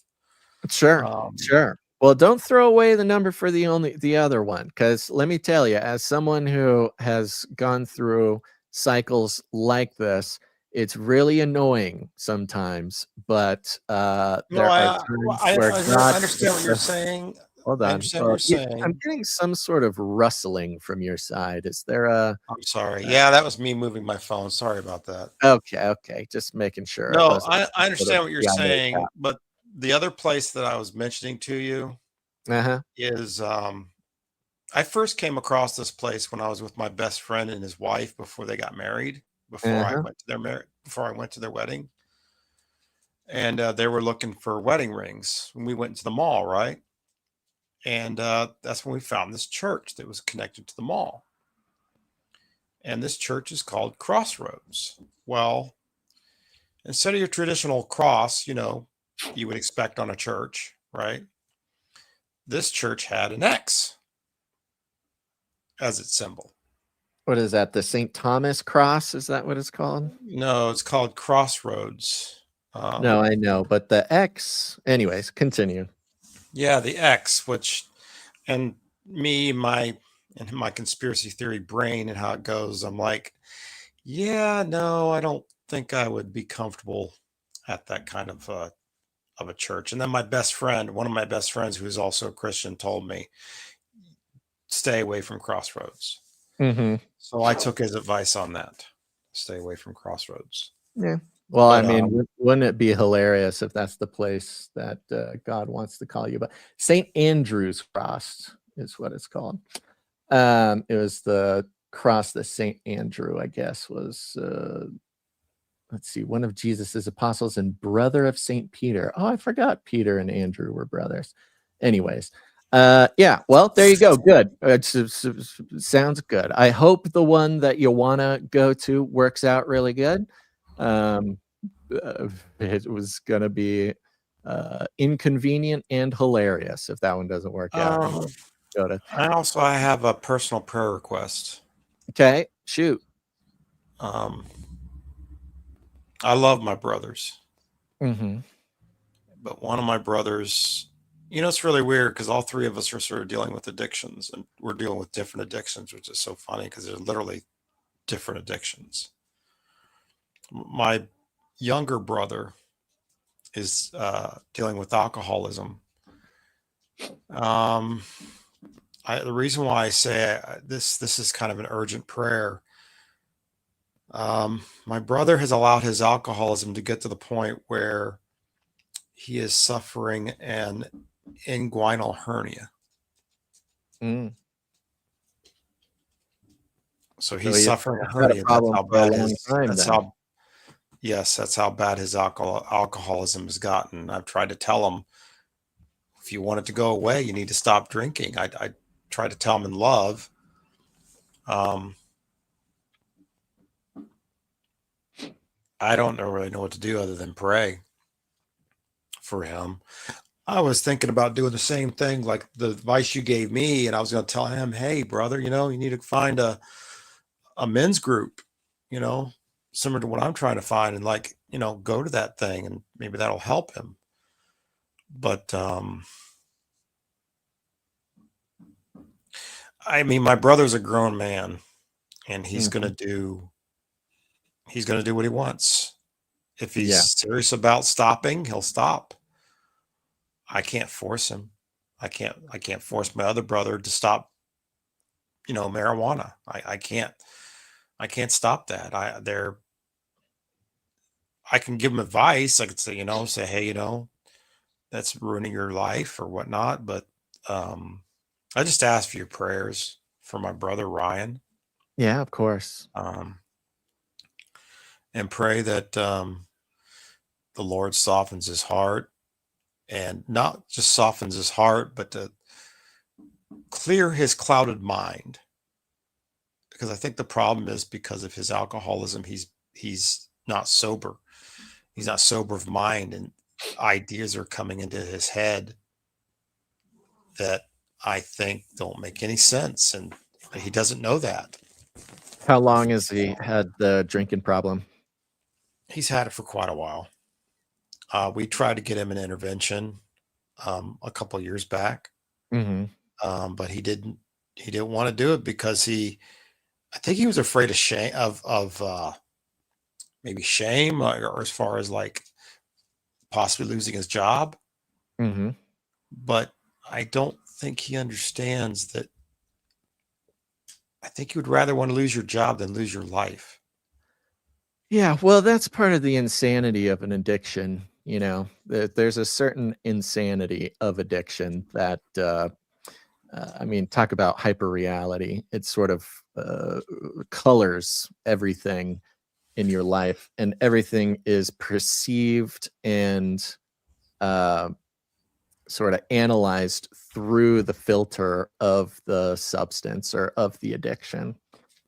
Which is why logic almost never leads anyone to take care of their problems. They usually have to come to some impossible obstacle as a result of their insanity. And it's very sad. It's very hard to watch happen, especially to someone that you love, especially when it's yes, gone on so long. When the enemy gets inside of his head and tells him, you don't need to go get that surgery or whatever until it's bigger or what. I mean,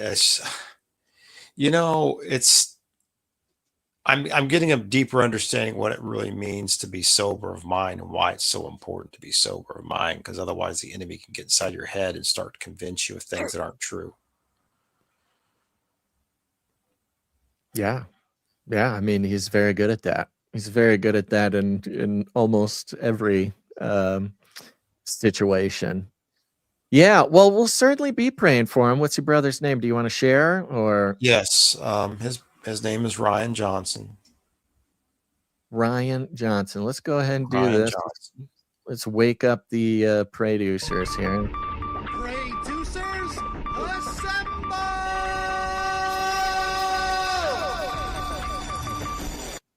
Yeah, we'll be praying for Ryan, and I would say, it's good to remember that it's interesting to perceive you and your brothers all sharing this. You have this one thing in common, and that is the problem, that is addiction. And addiction can come in so many forms. And as you're learning, and you've probably learned long ago, there's almost nothing we can do to talk somebody into it. It requires a drastic and radical event. And it's interesting to watch, the various people who have suffered from addiction that I've known over the years. It is an insanity, because from the outside, you'll see event after event or problem after problem caused by their addiction that you think, man, one of these has to be the one. One of these has to be the one that snaps or something. Yeah, especially a medical condition. You got a clock, you got a timer. Yes, and that's the thing I'm concerned about, because I don't know how much more time he has. Has he ever been a Christian? Is he a Christian? What's his relationship with faith? Do you know? I want to say he's a Christian, but as my mom would try and convince me, my mom has she's walking pretty closely with the Lord right now, so has a different outlook on this than I do as far as my brother. I want to say he's a Christian. I want to say he knows God, but then if he does truly know God, well, would I'm he not be so would he be interested. saying the things he says when he's drunk? Right. And it's like the enemy's using him to attack my mom while he's drunk. Yeah, I'm less interested in sort of an analysis of his faith or not, but does he claim to be a Christian? Does he go to church, or does he, At one is that time he something you did guys long talk ago. about? Yeah, at one time he did long ago, yes. Yeah. Yeah, well, I'm holding out faith that for everybody fighting this kind of battle, that there is that God certainly has a plan. And it's sort of an annoying thing to hear, and it's an even more annoying thing to say, because it's often such an impotent thing to hear, or often an impotent thing to say. But there's a mystery to these things, that our faith, or rather our logic, our own logic, can't account for.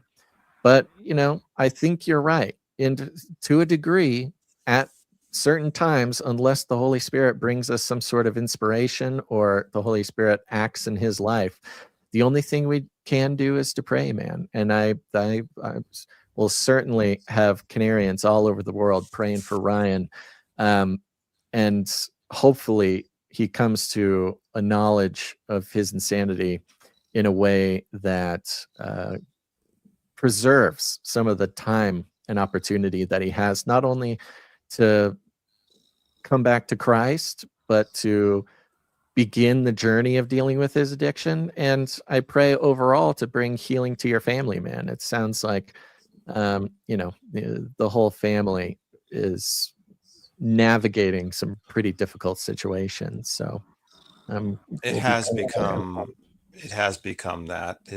Unfortunately, my brother's alcohol addiction has, as what you would expect, has caused a lot of problems in the family. I would as encourage you. interactions with family members. Yeah, I would encourage you, Sir James. Once we orient our mind and orient our will and start taking actions and stepping out on the path that the Lord has us on, when we finally ourselves wake up and start moving in the direction that God wants us, the adversary is very good at finding very legitimate distractions. So I'd encourage you to,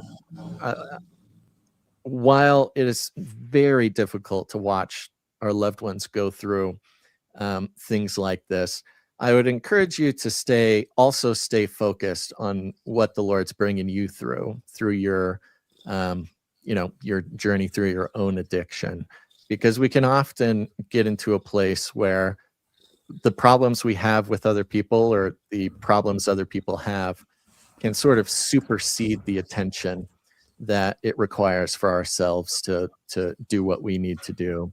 Your brother's on a path, and God has a plan for that path, and you may have a role to play in that. But I really encourage you to focus on, dealing with the plank in our own eye. Yes. And I agree. because I don't want you to. It's easy to feel some sort of responsibility for the failure of someone we love to handle an addiction. That's kind of part of the whole thing. That's what makes addiction such a problem, is not only does it ruin our lives, but it starts to take over the lives of others. And, obviously your family has those obstacles to navigate through. But for you personally, I would pray that the Lord really keeps you focused on the journey he's taking you through. And I'm glad you went out. You found that group, man. So you're going to go this next Monday? This coming Monday, yes. My Coming plan is to Monday? go. Even though it's going to be really cold, I'm gonna go out there this coming Monday. Yes, that's my plan. Journey forth. Good, man. I'm happy to hear Yeah. that, buddy. I'll be praying for you. We'll have the whole team praying for you, buddy. Thank you for that. I really Amen. appreciate your caring, Basil. You are a true friend. Well, thank you. I'm very happy that the Lord gives me the opportunity to meet people like you. And look, we're all in this together, buddy. So as long as the Lord keeps having you call back, I'd love to hear the update next week. And hopefully it doesn't lead you to go any place that you don't want to go. I got a good feeling about your judgment on this group. So make sure to call back. Let us know how it goes. I will. All right, buddy. Take it easy. God bless you. You too. Thank you very much. Bye-bye. There you go. Good job, Sir James. Making it happen. Of course, praying for Ryan. Goodness gracious. Yeah. Yeah. Addiction is such a pain in the butt. I don't know if anybody's ever told you that, people. But addiction is a real pain in the butt, and it's a real pain in everybody else's butt, too. So keep that in mind. All right, we got one last caller who jumped into the back room here. We're going to say hi before we land the plane. No Clubhouse would be complete without a call from our Russian handler. Let's say hi. How do I do this? There we go. All right, Russian handler, how you doing? Thanks for calling in. Hey, I'm gonna be quick. I'm not gonna take a whole lot of time. Okay. I've heard this theory, which I kind of agree with, but it's a relatively new study that's exploring that in its core, what addiction is somebody trying to fill a void of some kind, whether it's being, I don't know, things like connection, for example, or pain, or some kind of suffering in their life, and they're trying to fix. And it makes a lot of sense in my head too. Yeah, no, for sure. It does. So I will finish with a quote by C.S. Lewis, of course. Human history is the long, terrible story of man trying to find something other than God, which will make him happy. Yeah. And Amen. that's in a nutshell what it is. And that's great. And no, you can't make anybody arrive to that conclusion. Everybody gets there on their own, hopefully, eventually. Yeah, amen. Amen. That is so good. Yeah, that C.S. Lewis. C.S. Lewis has said and written actually quite a bit of things that are important to people recovering from addiction. I don't know if he appears in like AA material or something, but C.S. Lewis is quite the individual quoted often by various people who have gone through addiction that I've known. So that's very good that you brought that. I've recently purchased a bunch of his journals on audio book, basically, that I've been listening. And it's amazing how 100 years ago he was so relevant to today. I know, it's crazy. But both, I mean, I really want to do that too. Maybe the audio is the thing to do it. C.S. Lewis and what is it, G.K. Chesterton, both of those guys.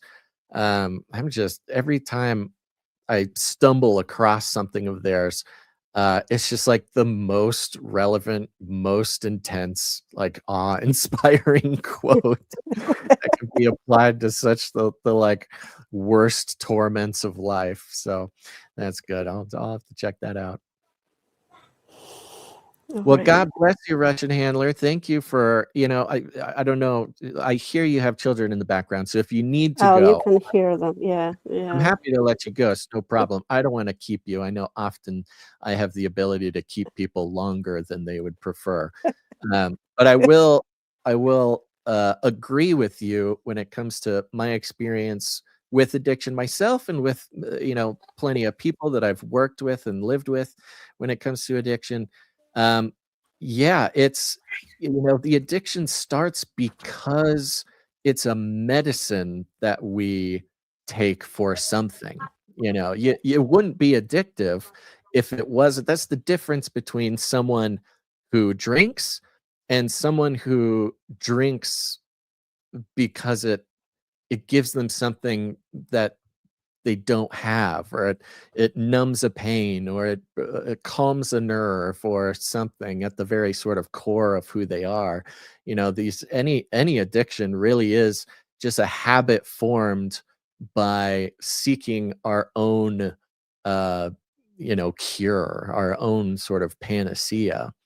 And that's the problem, because of course we cannot cure anything for ourselves, and the continual seeking for some sort of medicine gets us into a habit that we can't get out of. And so that's kind of the basis of the real the real compassion that I feel, and I hope people start to tend to feel towards those with addiction, because it's more sad than anything, and you can see the powerlessness. There's a powerlessness in the addict that it can take a really long time for them to realize and understand and sort of accept. So yeah, that's a good angle there, Russian Handler. All right, I see you have muted your mic. So Yeah, the walking, talking, doxing machines won't leave me alone. walking, talking, doxing machine. That is so cute. Oh my gosh. All right. Well, I'll let you go then, Russian Handler. Alrighty. Thank you so much. Unless you had anything else you wanted to say. No, that was Okay. all. All right. God bless you. I'll talk to you next time. Okay. Say hi Okay. to the KGB for me. Okay. Bye. Yeah, you know what? I want to give an update on someone who made a splash a couple years ago. A famous person who became a Christian very publicly and became a topic of debate in the Christian community for, at least a news cycle. And that's this fellow, Russell Brand. I've been keeping up here and there on Russell Brand. For those who don't remember, I don't know, maybe it was 2023 or 2024, that he very publicly came out and said that he, is a Christian now.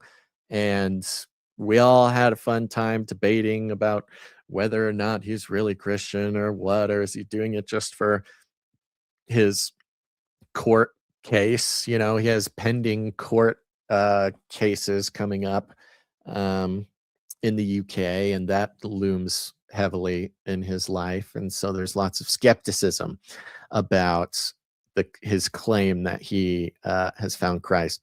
Now, here's the thing about fellows like Russell Brand. He is a professional communicator, a professional talker, and he's famous for being just like a ninja when it comes to rhetoric. But I've been keeping up with him, and I am more and more convinced over the times that I check in with him that the Lord's really doing something with that guy. I don't want to go into it too much, and I know there'll be some people who get really triggered by this, because people had very strong feelings. And we kind of left it here on the show with, we'll see. But he, along with his normal podcasting he does, now he's also become I could see this transition when he first became Christian. He really cleaned up his act. He really cleaned up his language. He cleaned up, some of the topics he talks about. Since then, he's maybe become a little bit more comfortable, or a little bit less, maybe judgmental. You could say it in a different way about, saying bad words or things like that. So, his style might be a little abrasive for people, and I'm certainly not prescribing that anybody go listen to him earnestly for theological advice, but I'm convinced that he's very earnest about this. about his walk with Christ, and he is basically constantly evangelizing on his show. You know, for a show that's not explicitly a Christian show, it is almost overwhelming how passionately and consistently he's calling his listeners to Christ, which is, in a way, pretty inspiring, but also a nice surprise, I suppose. Now, it is during this time in human history where we see every big podcaster becoming a Christian and people looking to whatever. I could name names. It could be Tucker, could be Candace, could be Sean Ryan, whatever. Everybody's a Christian now, and I hope that that's the case for sure. But nobody quite has communicated a true compassionate, consistent evangelism on their show that I've listened to, like Russell Brand. And he does another show now, which he kind of mixes in with his on the same podcast channels as his other podcast. So I don't know if it exists separately. Maybe we could search and find out. What is it called? I think it's called Crack On. I'll double check this here. I believe it's called Crack On, and it is basically a recovery podcast, where he talks about his long experience with addiction and recovery, and he has some other co-hosts who are also addicts in recovery. And I am personally not in recovery, not currently suffering from addiction, but alarm going off and a cat jumping on my lap. But having the experience that I've had, knowing the people, done the work that I've done with various addicts, Crack On is a really good place to start if anyone out there is wanting to start, I guess, looking into addiction recovery. Let me see here. Russell Brand, Crack On. Let's see. I'm just gonna see if it's in a YouTube channel or something. Yeah, okay. Crack On is what it's called. And it looks like it's just it's on his. He just has one YouTube channel. He's smarter than us. He doesn't make different YouTube channels for different shows. So just do a little search. I don't know. I'm not saying that you can recover from addiction simply by listening or watching Crack On by Russell Brand, but I think it's a really good place to start. Now he has a long history with AA. So there's a lot of AA stuff in there, but there's a lot of, again, just really, really passionate and consistent framing of addiction with his Christian faith. So there you go. I don't know. Go check it out. If you or someone is ready to interact, but with recovery material, but they're too scared to find help or to get help or to go somewhere to get help or whatever, maybe just check out Crack On. See if it does anything for you. He's very passionate. I believe he's very earnestly and passionately a Christian. However, it's not necessarily a show for the kids. So there's that. Thank you to John Smith on X. He says, love you guys. Glad y'all out there still pushing. That's true. That's right. We are still pushing. And that's pretty much that for today, folks. How far? What, 3 hours? Yep, we did it. That's it for today. Look at us go. Goodness gracious. Big shout out to all the callers. Thank you guys for calling in. Couldn't do the show without you. I want to give a shout out to a couple people who came in to produce the show today. There's one fella, Sir Darren, Night of the Hungry Panda, value for value, got value from the show, went to canarycry.support and supported the show. comes in for a pocket full of sevens. Thank you very much. And his note attached to this is keep on keeping on. And then he came in again. Thank you very much. Sir Darren came in for 3333. Appreciate that. And the message was for Basil's C.S. Lewis audiobooks. Thank you. Thank you very much, Sir Darren. Now I got to go get my C.S. Lewis audiobooks. For 3333, I might even be able to get some G.K. Chesterton. This is a hard name to say. Thank you very much, producer. I'm going to call you executive producer, Sir Darren, for today. And folks, it's because we're on the value for value model. You'll notice no advertisements, no platform partnerships, no product placements, no nothing, okay?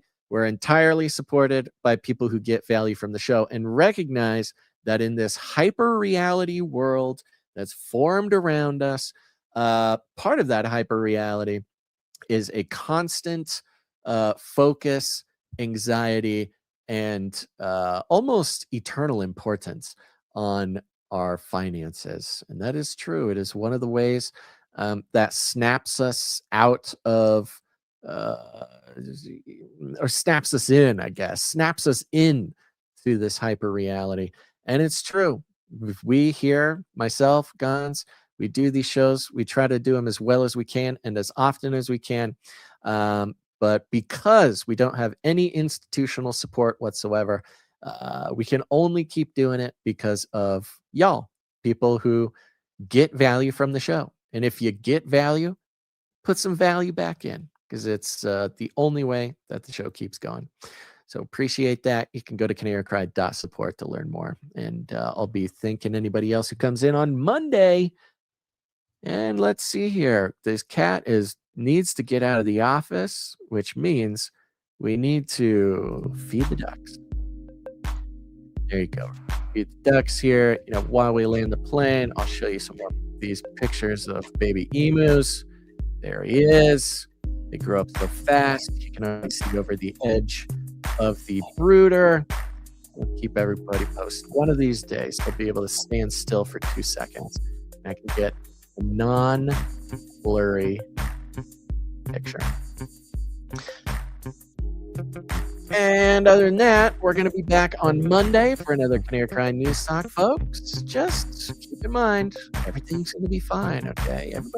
Everything's going to be fine. Everybody's freaking out. But if we let ourselves, if we let go of our own triggers, our own programmed responses, our own super smart, super insightful, very well analyzed first reactions to things, and instead wait for that still small voice. Pray for the mind of Christ to take over our reactions. Everything's going to be fine, okay, folks? Everything's going to be fine. And with that, I bid you adieu.